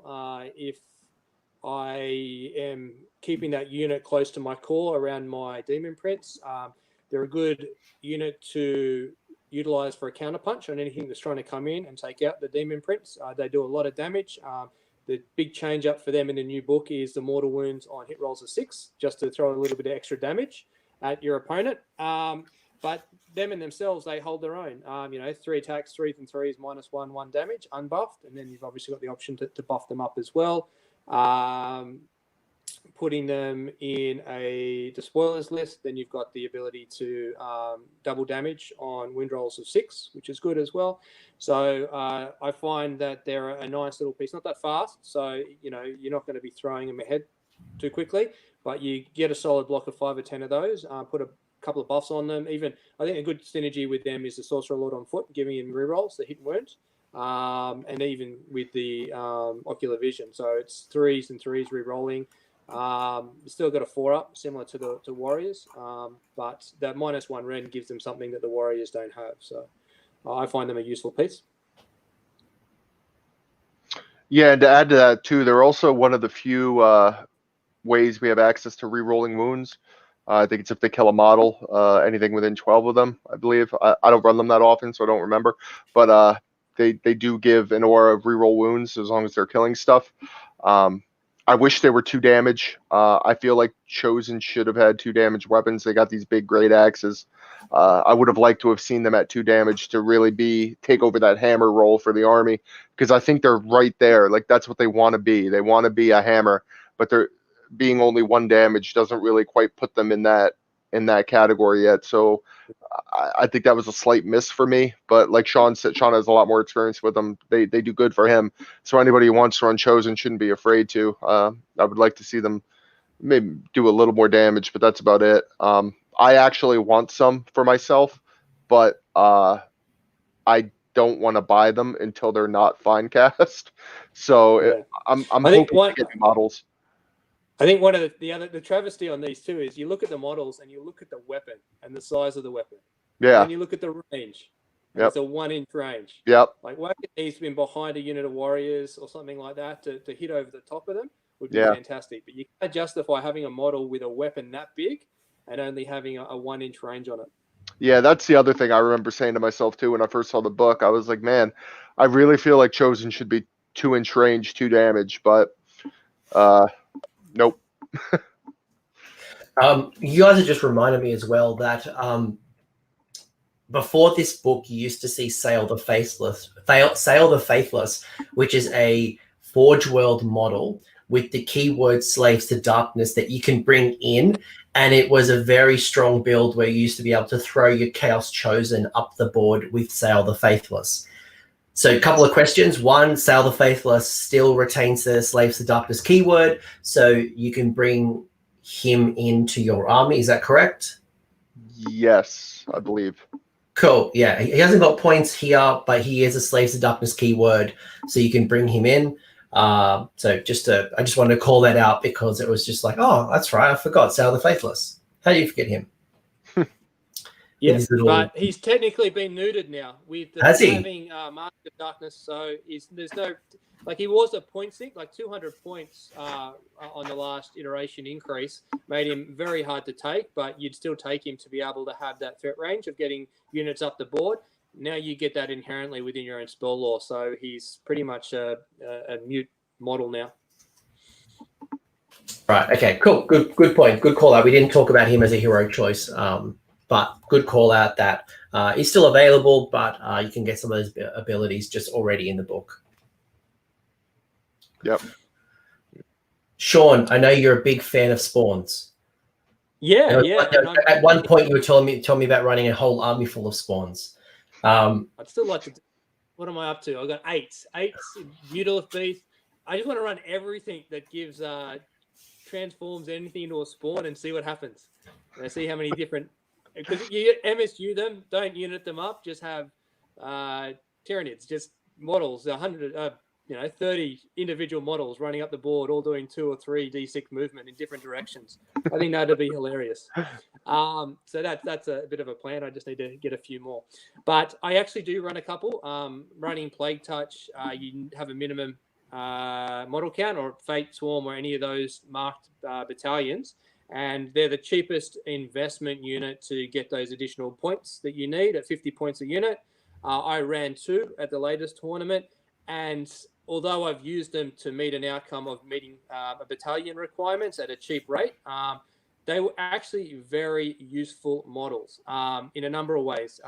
Any units or army I went against that had Deep Strike, to be able to position them backboard so that they couldn't make the 9-inch move and Deep Strike me was fantastic, because that's 100 points for 2 models, and that takes out a huge threat range on backboard.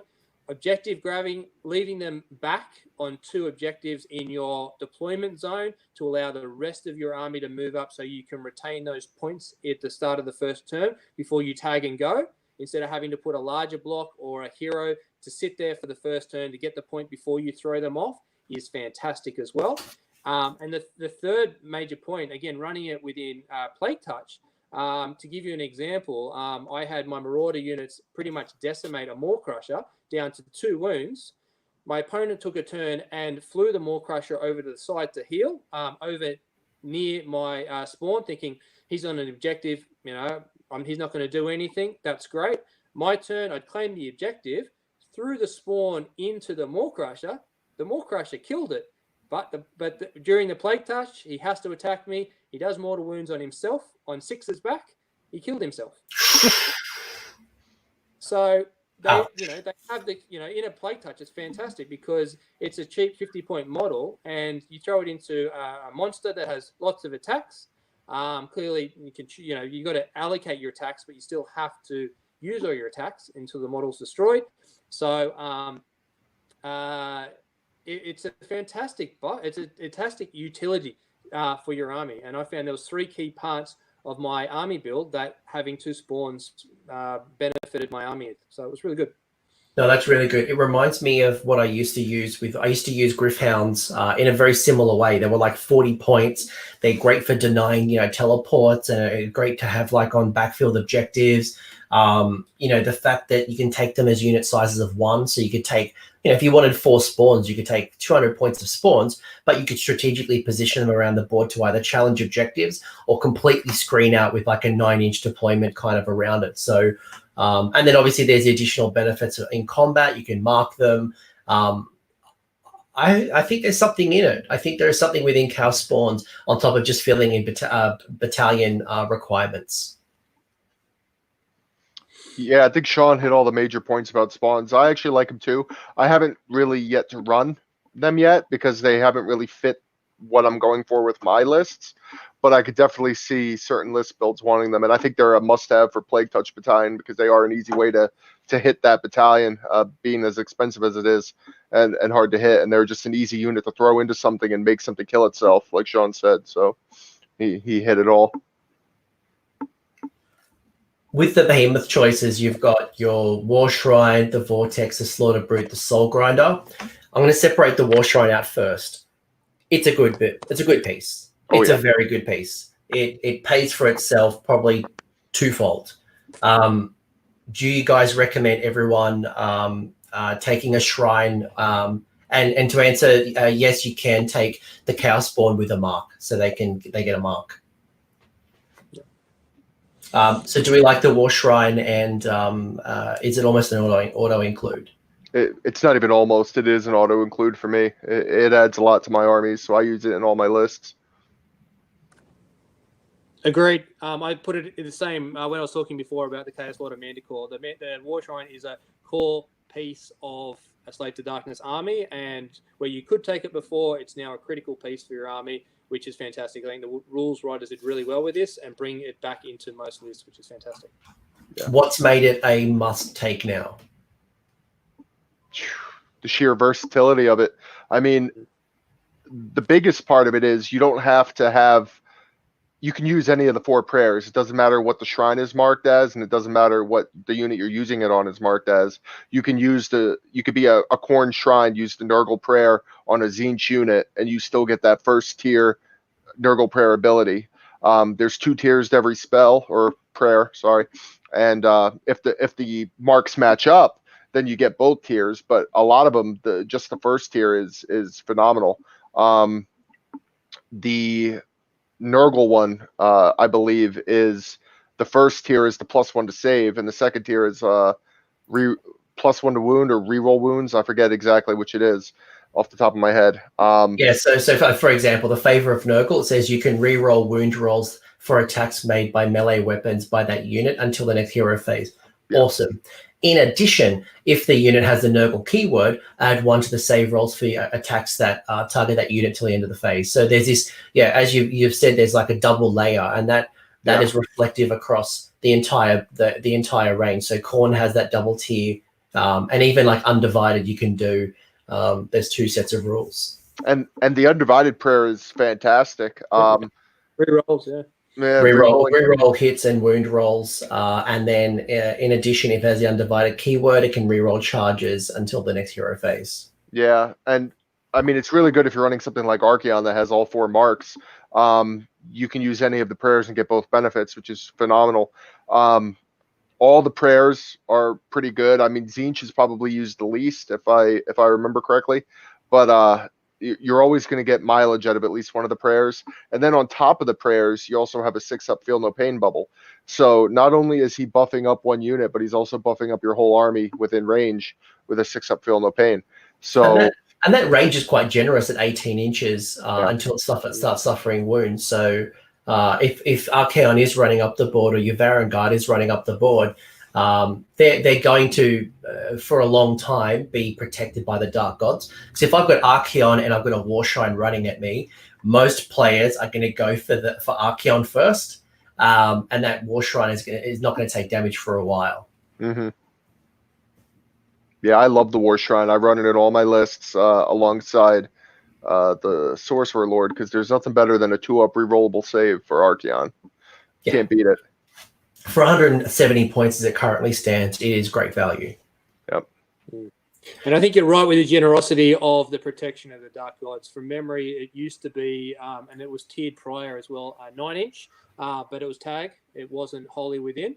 And normally in a lot of situations where there has been that transition to Wholly Within, I think the range hasn't been, it's been increased obviously, but not to the same capacity where it's of benefit from the tag. But going from a 9-inch tagger model to an 18-inch Wholly Within, I've found to be pretty much the same in terms of its capacity to get all the models that need to be within it. But I'd say I think if you're going up against Slaves of Darkness, I don't think the intention would be to kill the War Shrine. I'd say to try and get 3 wounds on it would be the main thing. Because going from an 18-inch aura to a 12-inch is significant.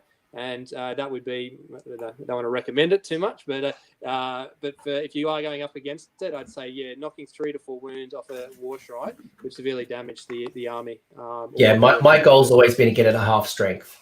Get it to half strength and bring that portents down to like a 9-inch and just ignore it for the rest of the game. Yeah. He's punchy in his own right too, though, so you got to be careful what you throw into it, because I've had him knock out a few things that have gone after him before, so he's pretty good. Oh, sure. Like I'm not saying that it does nothing at half strength, but definitely thinking about the radius that it does and what it can do. You definitely want to put a few wounds on it at a minimum, and I guess I'm trying to stop it from healing up at any point in time. So getting it at half strength just reduces that. Yeah. Quickly on the 3 Behemoth choices that we haven't spoken about, and then I'll wrap it up with some of the Warcry stuff, and then we'll get into the last part, which is going to be battalions and allies and all the sexy stuff. You've got 3 choices. You've got the Mutalith Vortex, you've got the Slaughter Brute, and you've got the Soul Grinder. I've seen a lot of Soul Grinders hitting the table of late. Are any of these 3 viable choices? I've seen some good stuff, mostly around like Slaanesh type Soul Grinders, but that's more of in like the Hedonites of Slaanesh builds. Are any of these 3 a good choice, or are they just taking up points for some of these sexy heroes and sexy Battleline choices we've already spoken about? I kind of feel like we're in the latter. I feel like I'd rather put those points into a hero, but I'd love you guys to share your insights. Yeah, they're definitely stealing the sexy points, like you said. I have yet to run any of them, so I'll defer to Shaun if he has any experience with them. None of them have wowed me enough on paper or in seeing them in practice from other people to warrant taking away points from something else. For what they do, I could just find so many other things in the book that do it better. So I haven't really been able to justify running them as much as I would love to have them, because I wish they were a little better, because they'd be awesome in a Despoilers army where then you really got that kind of monster theme going. But right now, besides Demon Princes, the monsters are kind of lacking. So I don't know. I'll defer to Shaun. Yeah, look, I think previously you'd use models like that to add that extra punch to a Slaves to Darkness army where you didn't have it previously. And yes, I think you've seen a lot of Soul Grinders out at the moment, but considering none of the 3 have the mortal keyword, most of the Soul Grinder builds that I've seen have been utilized in the new Soul Grinder points and abilities within other factions. In Slaanesh specifically, you're seeing them. Yeah, where you can use the demon buffs to utilize them effectively. Like I said, none of them have the mortal keyword. The key strength in Slaves of Darkness is the buffing and synergy around the mortal keyword. As such, I don't see any of them being a viable option within a competitive build. They're just taking up points away from other things you can use that are much better. Yeah, and I'll reinforce what we said earlier, is that this is about a competitive build. This is not about you putting down the toys that you really love. So put down 7 Slaughter Brutes if you want. Do whatever you want to do. It's your hobby. But yeah, for me, they're like, I'd rather just put more points into Vanguard, into whatever. There's a lot of cool stuff that can take my points here. You've got your, probably to kind of close out the unit choices, and we might just do an overview high level of this, is that you've got all of the stuff from Warcry. You've got all the different Warcry warbands. You've got your our Cat Sphinx, the Mind Stealer. You've got the Furies. You've got so many choices that have come out of this book. Are any of them good? And I know that one particular warband has kind of stolen the hearts and minds of everybody, but again, curious on any of them kind of are they worth taking? I think we're going to see the Sphinx show up for a little while people try to figure it out, because I think it kind of lends itself to the strength of the army, which is another way to deny your opponent of doing things. I don't know if it's going to have the real power to kind of hang in there for the long term, but I definitely think we're going to see it, and I do think some people will be able to do some interesting things with it. The other monsters, like the Myrmidon, the Foamward Crusher, I don't think do enough. They would just be taking points from somewhere else. The Warcry Warbands, I think all of them, you can make a point for most of them in a Ravagers list, just bringing them off the table edge to do something. I know Iron Golems are pretty good. You just bring them off, sit them on an objective. They get a rerollable save. They're pretty good. 70 points. If you got the 70 points to spend, you sit them on a home objective and let them reroll their saves and hold that objective. They're pretty cheap for that. Untamed Beasts are really good at running out there and getting on objectives themselves. And the reason Untamed Beast is popular right now is because it can run and charge, which is just awesome. And then the first battle round, they can move 6 inches as well. So straight away, if you've got an opponent who can deep strike you or kind of come in close to you, just bringing those guys out a little bit further pushes out your opponent. Yeah. So I can definitely see reasons to run them. I don't think you'll ever really see the Warcry stuff in a Despoilers list or an Everchosen list, because I don't think they don't really jive as well. But I think Ravagers, they'll be a mainstay for anybody looking to run Ravagers competitively. The Sphinx is another way for us to make something fight last, and I think that's interesting because we have the spell as well. If we can make multiple units fight last and get in with our units and let them fight first, our units are already very durable. If we're able to strike first on all our charges and whittle those units down, now they're fighting us back weaker, we're even more durable. So it's a way for us to front load that war of attrition where we could we put the enemy at a disadvantage and we play to our strengths, which is our durability and our ability to hamper our opponent. So I do think out of everything there, I think the Sphinx might be the most likely to see a top table. But like I said, if somebody cracks a code for Cabalists or Ravagers, you'll be seeing Untamed Beasts and some of the Warcry warbands that show up pretty regularly. Shaun, anything you'd add or any other call outs?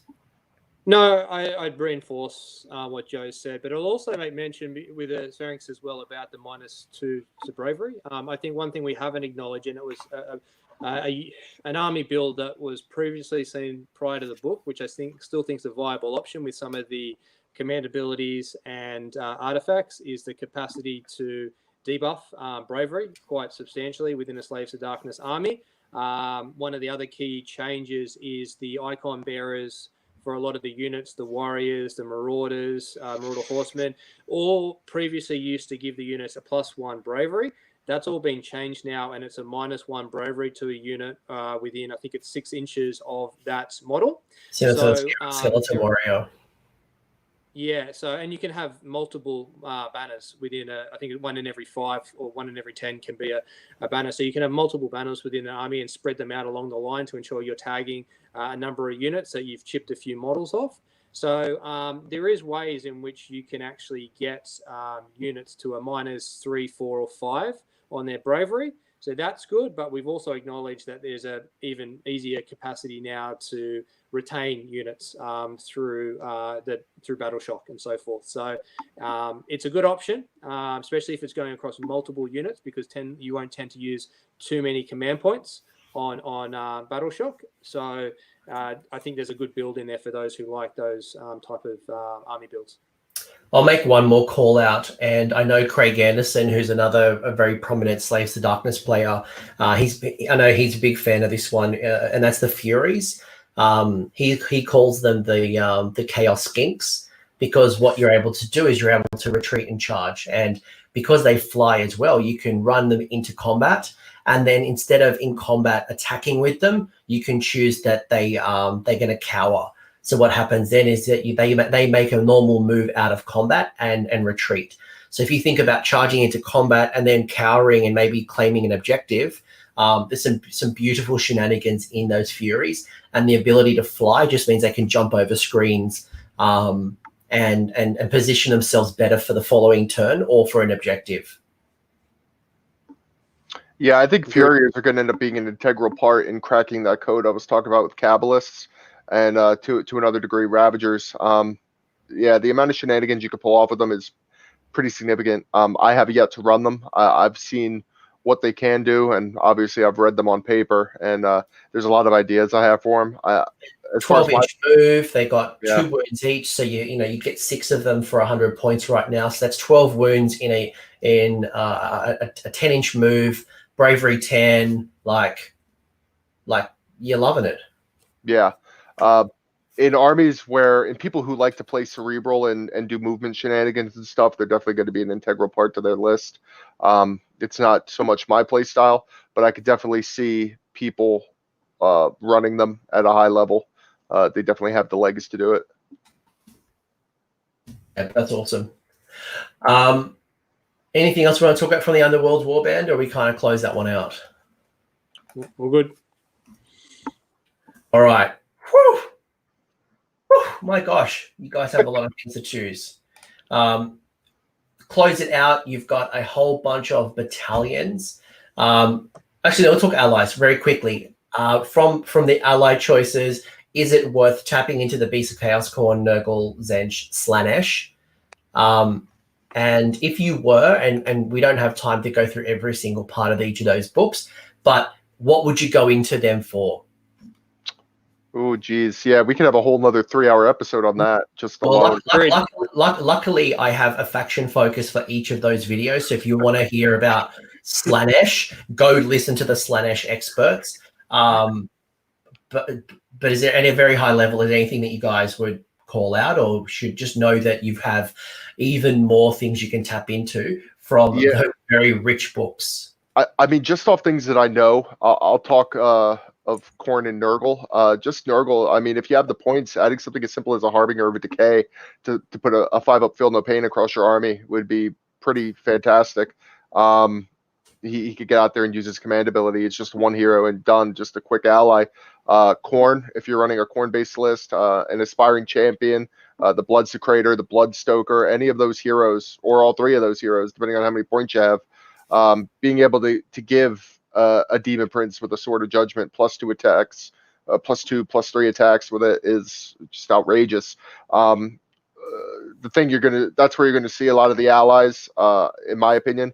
I think you're going to see a lot of just support heroes coming in and doing their thing, like 1 or 2 offs. You could get away with also running something like Wrathmongers in a Khorne list, just as another hammer that happens to buff everything else around them. Because now you've got Wrathmongers running up with Marauders, and those Marauders now have 3 attacks each.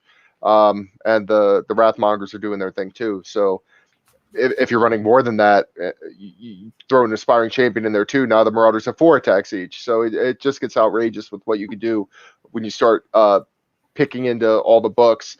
And I think this is probably the book's biggest strength, but I also think it's actually the book's biggest weakness.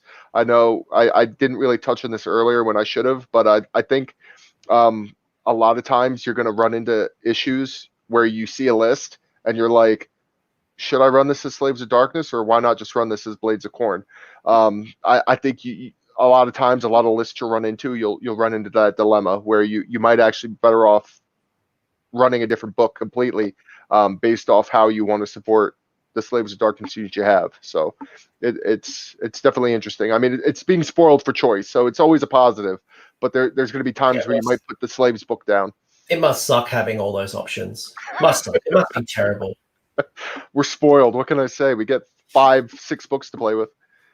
Shaun, you have a bunch of battalions to choose from, and you've called it out. You've got even more than I thought you were going to have. You got from the Plague Touch to you've got the Chaos Horde to the Fate Sworn to the God Sworn to the God's Wrath. Is this army an army that requires and really needs a battalion, or is this is it one that can get away with it, or like where are you at when it comes to battalions? Yeah. Okay. So look, I always ran the Godswarm Warband battalion prior. I have run it a couple of times with the new book. The ability with the Doom Bolt has changed a bit. I'd say it'd be a little bit worse than what it was before, but still viable, which is primarily it just does D3 mortal wounds on a 6 to any unit within 24 inches in the hero phase. So I think its capacity to do mortal wounds is very similar to what it did before. Same with all the others. Plague Touch is obviously what I'm running at the moment, but I'm not really running it for its ability. Like I said, to be able to get low drops, especially with things like Fate's Warm, Blood Marked, Plague Touch, and Pleasure Bound. You're doing it because of the high model count or unit count required for them. So you have the capacity to get nearly full army builds within these particular battalions, getting you down to 1, 2, 3 drops and giving you that option. And then there's the artifact. So combined, there's 100 points. So really, you take that off. I think most of these sit around the 160 mark. So you're paying 60 points for the abilities at the moment. Fate's Swarm, not as good as it used to be. I don't think I'd go back to it. The -1 Ren it had in the old book was much better than the one it is now, but I haven't really given it a good run. And even though the Plague Touch, it doesn't do huge amount of damage in terms of the 6s to wound, doing 1 mortal back, but it does mess with your opponent's head. So I think I find that Plague Touch, I still get that 60 points worth of output that the ability gives it. And again, gets me down to, at the moment, I think it's about a 3 or 4 drop, which in most circumstances allows me to outdrop my opponent.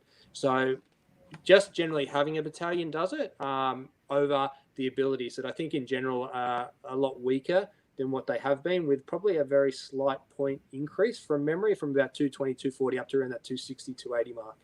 Mm. And they are quite generous. They're quite large. The Blood Mark needs 8 units from Khorne.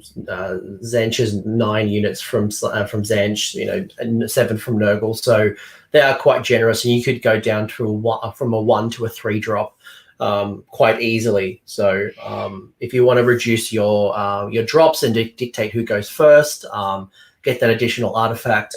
It looks like you guys have a bucket load of different options. Whether you like them or whether it kind of forces your hand in a type of build is obviously up for discussion. Yeah, and just to add into that too, I would say the Plague Touch is probably the one that's going to see the most play, just because I think it adds enough to be worth it, and it gets you that low model drop. But the Ruin Bringer, I think, can be fun. Do I think it'll be top level competitive because of the units you have to run? No, but I do think it makes those units that you wouldn't run otherwise worth it. So who knows? Somebody could unlock something that I'm not privy to, but I think it's at least the other battalion that makes you think like, okay, it's very straightforward. This is how you build it, and you kind of know how you want to run it, and it kind of just gives you that idea for an army. So it's probably my second favorite one in there besides Plague Touched. I know I've seen a few lists being built around the Bloodmark Warband as well, which is in the hero. From this battalion slays an enemy model that's in the combat phase. You can pick 1 unit from the same battalion wholly within 12 of the hero, add 1 to the attack characteristics. So that could be a nice little punchy thing if you're going to go down a Khorne build. But again, there's lots of different options. I think it's now thinking about, do I want a Slaves to Dark army that's very heavily marked towards one god, or do I want to have, and I've seen this build over and over again, where you've got 2,000 points and maybe you've got two almost 1,000 point armies where half of it's marked Nurgle, one's half marked Khorne, or whatever that combination might look like. So do you want to go all in on one god, or do you want to kind of split it out and have some power pairs? Yeah, I think it would really depend on how you want to build your list and what support pieces you want, and whether or not you want to take allies. If you even think about wanting to take allies from one of the other god books, I think you're pretty much telling yourself that you're pretty much just going to run that god. But I could definitely see the reason why you would want to split it up. You could give your Anvil the -1 to hit Nurgle aura, and you could give your Hammer the Khorne aura, and just let them do their thing. So yeah, it's definitely interesting being able to be so versatile. Love it. Anything you want to add from the unit selections, or should we now customize and season to taste? More good. All right, Yeah. we're on the home stretch. We are seasoning for taste, and the first three things I want to talk about is your three amazing endless spells. So you're very, very spot for choice. You've got the eightfold Doom Sigil, you've got the Darkfire Demon Wraith, and then you have the Realm Scourge Rapture. Do you guys like all three? Do we like one of them? Does one stand out more than others? What are our thoughts, Shaun? I know you're a bit more of a magic build kind of person. I used to be, and honestly, when I saw It's still in you. It's still in you. it is still in you. I'll go back to that. Look, when I first got the book and I had a read through the Endless Spells, I thought they were awesome. And don't get me wrong, I still think that they're really good. Again, my issue, and I mentioned it at the start, is the capacity to buff casting within the army outside the Catalyst. And my biggest issue is where I've attempted to take some of these endless spells in the past, they just sit in my tray and don't do anything because I end up failing getting them on the board a lot of the time. But I think if you have the capacity to do some to get some buffs to your casting, to guarantee these will get out on the table, I think they can be quite good. I was leaning towards the eightfold Doom Sigil out of the three, though I would want it to run in my list to be able to get that benefit. But unless I'm reading it wrong, it is very swingy in terms of its capacity to be able to be utilized, mainly because of it taking effect at the end of a turn. And then if your opponent takes the next turn, it's gone. And that's the way I read it. And I don't know if I'm reading that right or not. It has the capacity to last for a full 2 turns. But if the priorities go the particular way, but it seems to be a heavy investment and a lot to utilize for something that may not do a lot if you don't get it working the way you want it to do. In terms of some of the others, I think the capacity for, is it the Rapture that does the D3 mortal wounds? And The Darkfire Demon Wraith. Demon Rift. Again, Okay. that is quite powerful. And I think that's the one where I think a lot of people have been putting a lot of energy into. But again, that's very circumstantial. You need the right build. You need the right, a lot of other endless spells on the board. You need a lot of other spellcasters, which, again, I'm saying that I'm not going to bring a lot in my particular type of build. I need to go up against an opponent that does have a lot of other spellcasters to really get the punch I need for that to work effectively. So I think there are some areas in which they can be unlocked. I know people are utilizing them and unlocking them well. Just for my particular type of build and without the buffs that I can retain to get these things on the table, I'm not seeing any value in it with what I'm running at the moment. The Darkfire Demon Wraith is becoming very popular, at least in the Zench builds, and they're bringing in a Gaunt Summoner, but certainly the Darkfire Demon Wraith, the reason why it's becoming really popular is it is predatory, so it does D3 damage for every unit it goes across during its movement, and it can move 12 or moves 12. But the kicker is that after it ends, any wizard that is around the endless spell within 12 inches, it adds +1 to the mortal wounds inflicted. So it could do D3 +2, +3, +4. So if I think about a lot of heroes and a lot of wizard casters being like 5 wounds or less, you could pop wizards very easily by simply doing those type of shenanigans. Yeah, I mean, like Shaun said, it's definitely very reliant on your build, but it's also reliant on your opponent's build, because I've had more than enough opponents that don't have any wizards. So it's kind of hard to justify throwing into a list in a competitive event, not knowing what you're going to be facing, because you never know what matchups it'll be good versus not good, and it's still points. Yeah, you're paying points for it, so sometimes you might just not have the points or might not be willing to spend the points for something that might be so situational. Yeah, cool. And anything we want to call out from the Rapture? And the Rapture is also popular. I actually like the Rupture a lot. It's actually what I'm trying to fit into my list now. It just goes with the theme of controlling your opponent, which I like. I mean, being able to just run it across an opponent's model, and now it's having its move is really good. And it can only move in a straight line, so your it really limits your opponent's ability to use it against you, even though it's predatory. So I like that one a lot. I think it's definitely got the most it'll be good against. You can take it against pretty much anybody and have it do something. It's like the Eighth of Void's pendulum, where you just let it go and it goes in its little path. So the opponent unbinds it, or it's not coming back against you. Yeah. Outside of all of this, you guys have artifacts you can tap into from malign sorcery. Now, we've named a few that would work really well. We've talked about the Sword of Judgment. We talked about Sword of Judgment for things like the Demon Prince. We've talked the Aether Quartz Brooch to generate additional command points. We've talked about things like the Thermal Rider Cloak to help some of our foot troops keep up with some of our faster heroes or models.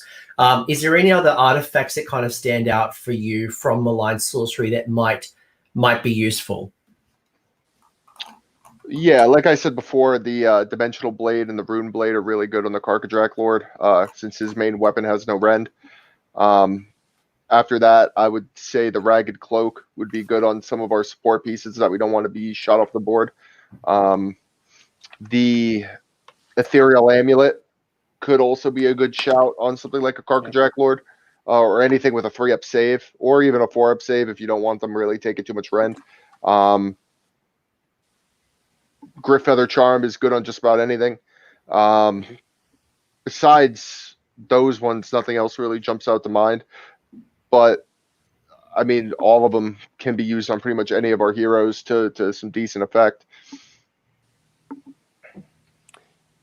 Yeah, agreed. I think the main ones have been discussed, and there aren't any that buff spellcasting, so they're the main ones that we've pulled out. Again, I think it's like a season to taste, right? Ethereal Amulets, Griff Feather Charm, Thermal Rider Cloak, Gaia Strike if you want to do something in combat, or Sword of Judgment, and just whatever realm you want to come from and what works for you. So I think there's a lot of great options depending on, I guess, do you want to be offensive? Do you want to be defensive? Do you want something a bit more utility? A lot of good call outs as well. You guys have a spell lore, so you've got 6 spells to choose from. You've got the Binding Damnation, you've got Spike Tarn Curse, you've got Whisper of Chaos, you've got Mask of Darkness, Call to Glory, and then Ruinous Vigor. I'm going to go back to Shaun. I know Shaun keeps telling me he's not a magic guy, but I know it's in him, and I'm going to unlock it eventually, get it out of him. What are the spell laws that you like, or what are the spell choices that you'd like, prefer, or what are the ones that stand out to you? I mentioned before the Mask of Darkness. That obviously makes Sail mute, and it provides the capacity to give those movement shenanigans, objective grabbing late game, throwing units forward like Marauders. If you can't get them in turn 1, that gives you an option. That would be my main one. Whisper of Chaos is probably my number 2. I've run that on Bellicor quite a lot because, again, that feeds into the opponent's manipulation shenanigans you can play. Again, if I had some buffs, better buffs to spellcasting, I would probably put the spell portal back in and then utilize that spell primarily to get a chaff unit that's holding up all the units behind, throwing it on that. Because, again, that's similar Horde spell, although it would be a bit of a redundancy with the Chaos Lord on Manticore, but the capacity not just to do a mortal wound on a 6, but if you kill one model, that whole unit cannot move until your next hero phase. Again, playing into the shenanigans of double turn and, making your opponent give you the turn and not take the double. Because if you don't, that unit that I only killed one model of, that you have your whole army behind, is not going to move until my next hero phase. So that has some large capacity. Originally, I played it on Bellicor with the spell portals, but then I found I couldn't get the spell portals up. But then magically I did. Then I couldn't cast a spell. So I still run Whispers of Chaos, and I keep it on Bellicor. But what I'm doing now is, although I'm not getting that benefit of blocking up a key unit turn 1, where I'm using it is when there's that unit who is within 12 inches, but only 9 away, ready to make that charge. My turn, I throw it on that unit, and that unit's not now going for at least 1 or maybe 2 turns pre-charge. Okay, so it still has a lot of benefit, even if you can't do that. And again, Bellicor has a lot of movement. He can move around the board a lot, so you can get him in a good position to be able to ping a unit with this that still has a fair way to go, and then that potentially could take him out of the game for a full 2 turns, if need be, depending on how the turn priority is going. So they're the 2 that really stand out for me over any of the others. Joe, anything from yourself? I've got one that I'm burning to say, but I want to see if you pick it up first. My the 2 I agree with Shaun on a lot of them. I think Binding Damnation and Whispers of Chaos are great. Whispers of Chaos is amazing for really dictating what your opponent can do, and Binding Damnation also for keeping something from attacking your stuff. Mask of Darkness is obviously really, really good. You can pretty much put that on any sorcerer, and the ability to just pick up something and move it is indispensable. The one, though, that I want to make a quick shout out for is, and I would only really run this on Archeon, is Spike Tongue Curse, because doing 3 mortal wounds immediately is really nice. And if you take 3 mortal wounds, at least Archeon is a 4-up mortal wound save, so you can kind of mitigate the downside of that a little bit, and it's just a really nice way to just spit out mortal wounds on somebody really quick. Yeah, that's what I was going to call out, because it is a casting value of 3, which is probably the lowest I've ever seen. I think there's a realm spell which is like a 4. I've never seen a 3, but the cool thing is that if it's successfully cast, the sufferer takes 3 straight mortal wounds, but if it's unsuccessful or unbound, the caster suffers 3 mortal wounds. So getting something that gets pluses to cast or has that mortal wound save will mitigate some of that. The one thing I don't like about it is, I've gone up against a lot of armies that have, up to 2 or 3 unbinding capacity. So although it's you're going to cast it most of the time, my concern's on the capacity for my opponent not to unbind it, at that range with Nagash. All you're going to be doing is doing 3 mortal wounds on yourself. So that's been my limiting factor for not utilizing that particular spell. Yeah. No, that's fair. And you can probably, depending on who you're up against, you could probably bait people to try to dispel that to 3, but then you might be able to cast off some of the other sexier stuff, or you potentially wear it or know that you can heal it, like a demon. Like a demon prince can't cast it, but yeah, you get the point. Is there any other endless spells that would work well with this army that sits in Malign Sorcery or Forbidden Power? So I kind of already mentioned maybe the Umbral Spell Portal could work really well, especially for some of those extending of spell ranges, such as the Gaunt Summoner. Do you guys see any other spells like Chronomatic Cogs to speed up a very fast army already? Or do you see any other endless spells, or do you find that you just don't have the points to begin with? You've already spent them so much elsewhere. I think Kabbalist armies will definitely have cogs for buffing their spellcasting. I think that they'll also have the Zinch, the new Zinch endless spell for their tome. Just right there, off the top of my head, I don't have it in front of me, but I think that's +3 they'd be able to get with those 2 spells to their casting. On top of the pluses they'll be able to get to their casting from their rituals. So there's a lot you can do to buff your casting with those. Geminids is always a good shout if you have the points for it. The spell portal. But me personally, I end up finding I don't have the points to run any endless spells. So usually when I do, it's usually the 8-fold Doom Sigil, because I'm usually sitting on about 40 points, and that's all I can afford. But I saw someone in the chat earlier mentioning that the Prismatic Palisades could be a nice little buff piece to protect your Chaos Demon Prince, who might be using Despoilers to block off that terrain piece. You could almost put up Prismatic Palisades to then block off that model, which I thought was an interesting little synergy. Yeah. Because you draw the line of sight from the Demon Prince. So if you put a Palisade in front of the Demon Prince, then you've protected the Demon Prince and you've protected the line of sight blocking of terrain. Yeah, it could definitely work. Like I said, it all depends on your list, because if you're running a Demon Prince or Despoilers, a lot of the times, if you're planning on running a battalion, for instance, you likely won't be able to take it, because in order to fill the battalion, you'll be spending points on all these units, and then the battalion itself, you're going to be hard pressed for the points to run something like Palisades. But if you're running something like Ravagers or something that isn't quite so points heavy, and you have a little more wiggle room, I could definitely see it being a thing.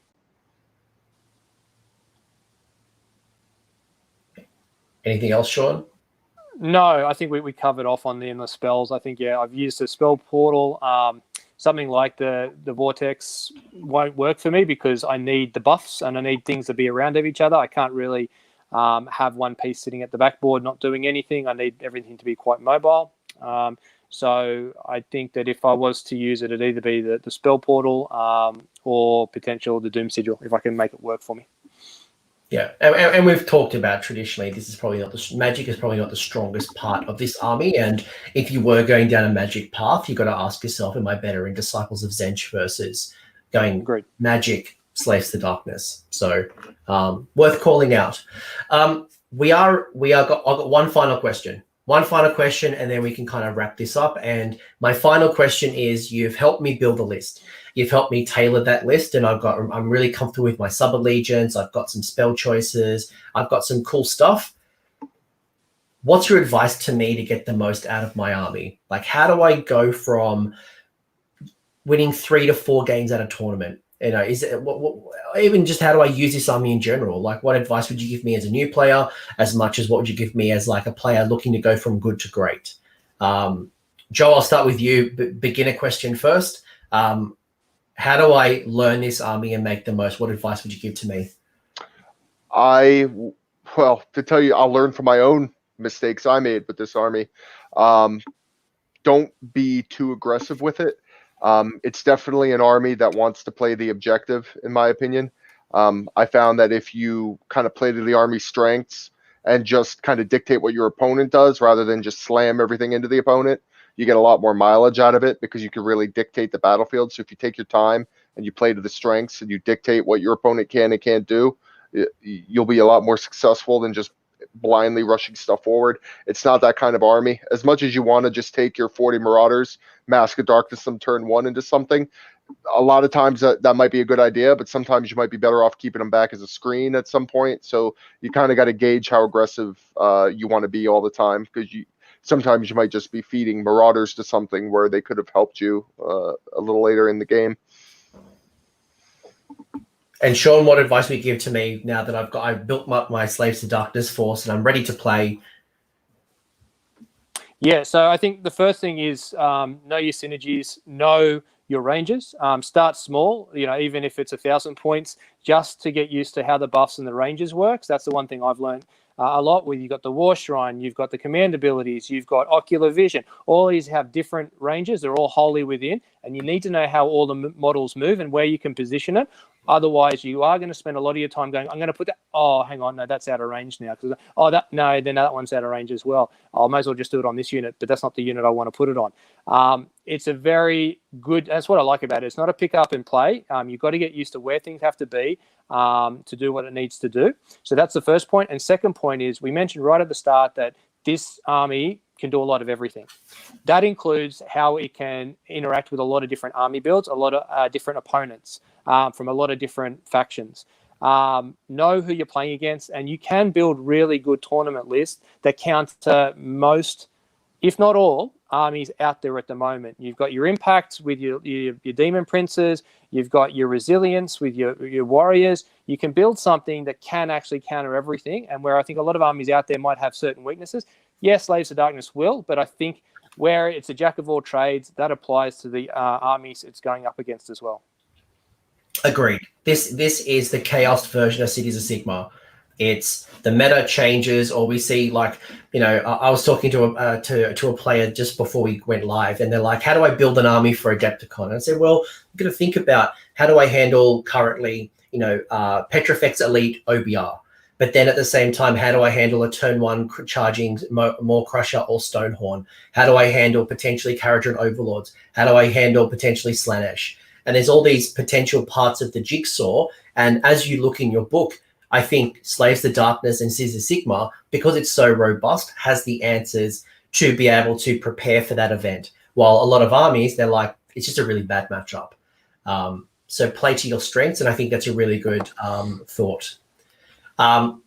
Any final advice you want to give to me, guys, or we'll give some shout outs and we'll kind of close it out. No, I mean, this is a fantastic army. If you're thinking about getting it, jump right in. It's very versatile. You'll bound to find a play style you like. It'll be great. One quick thing I do want to address, because I happen to glance over and see it in the comments. I know somebody was talking about Knights of the Empty Throne in regards to Bloodmarked battalion.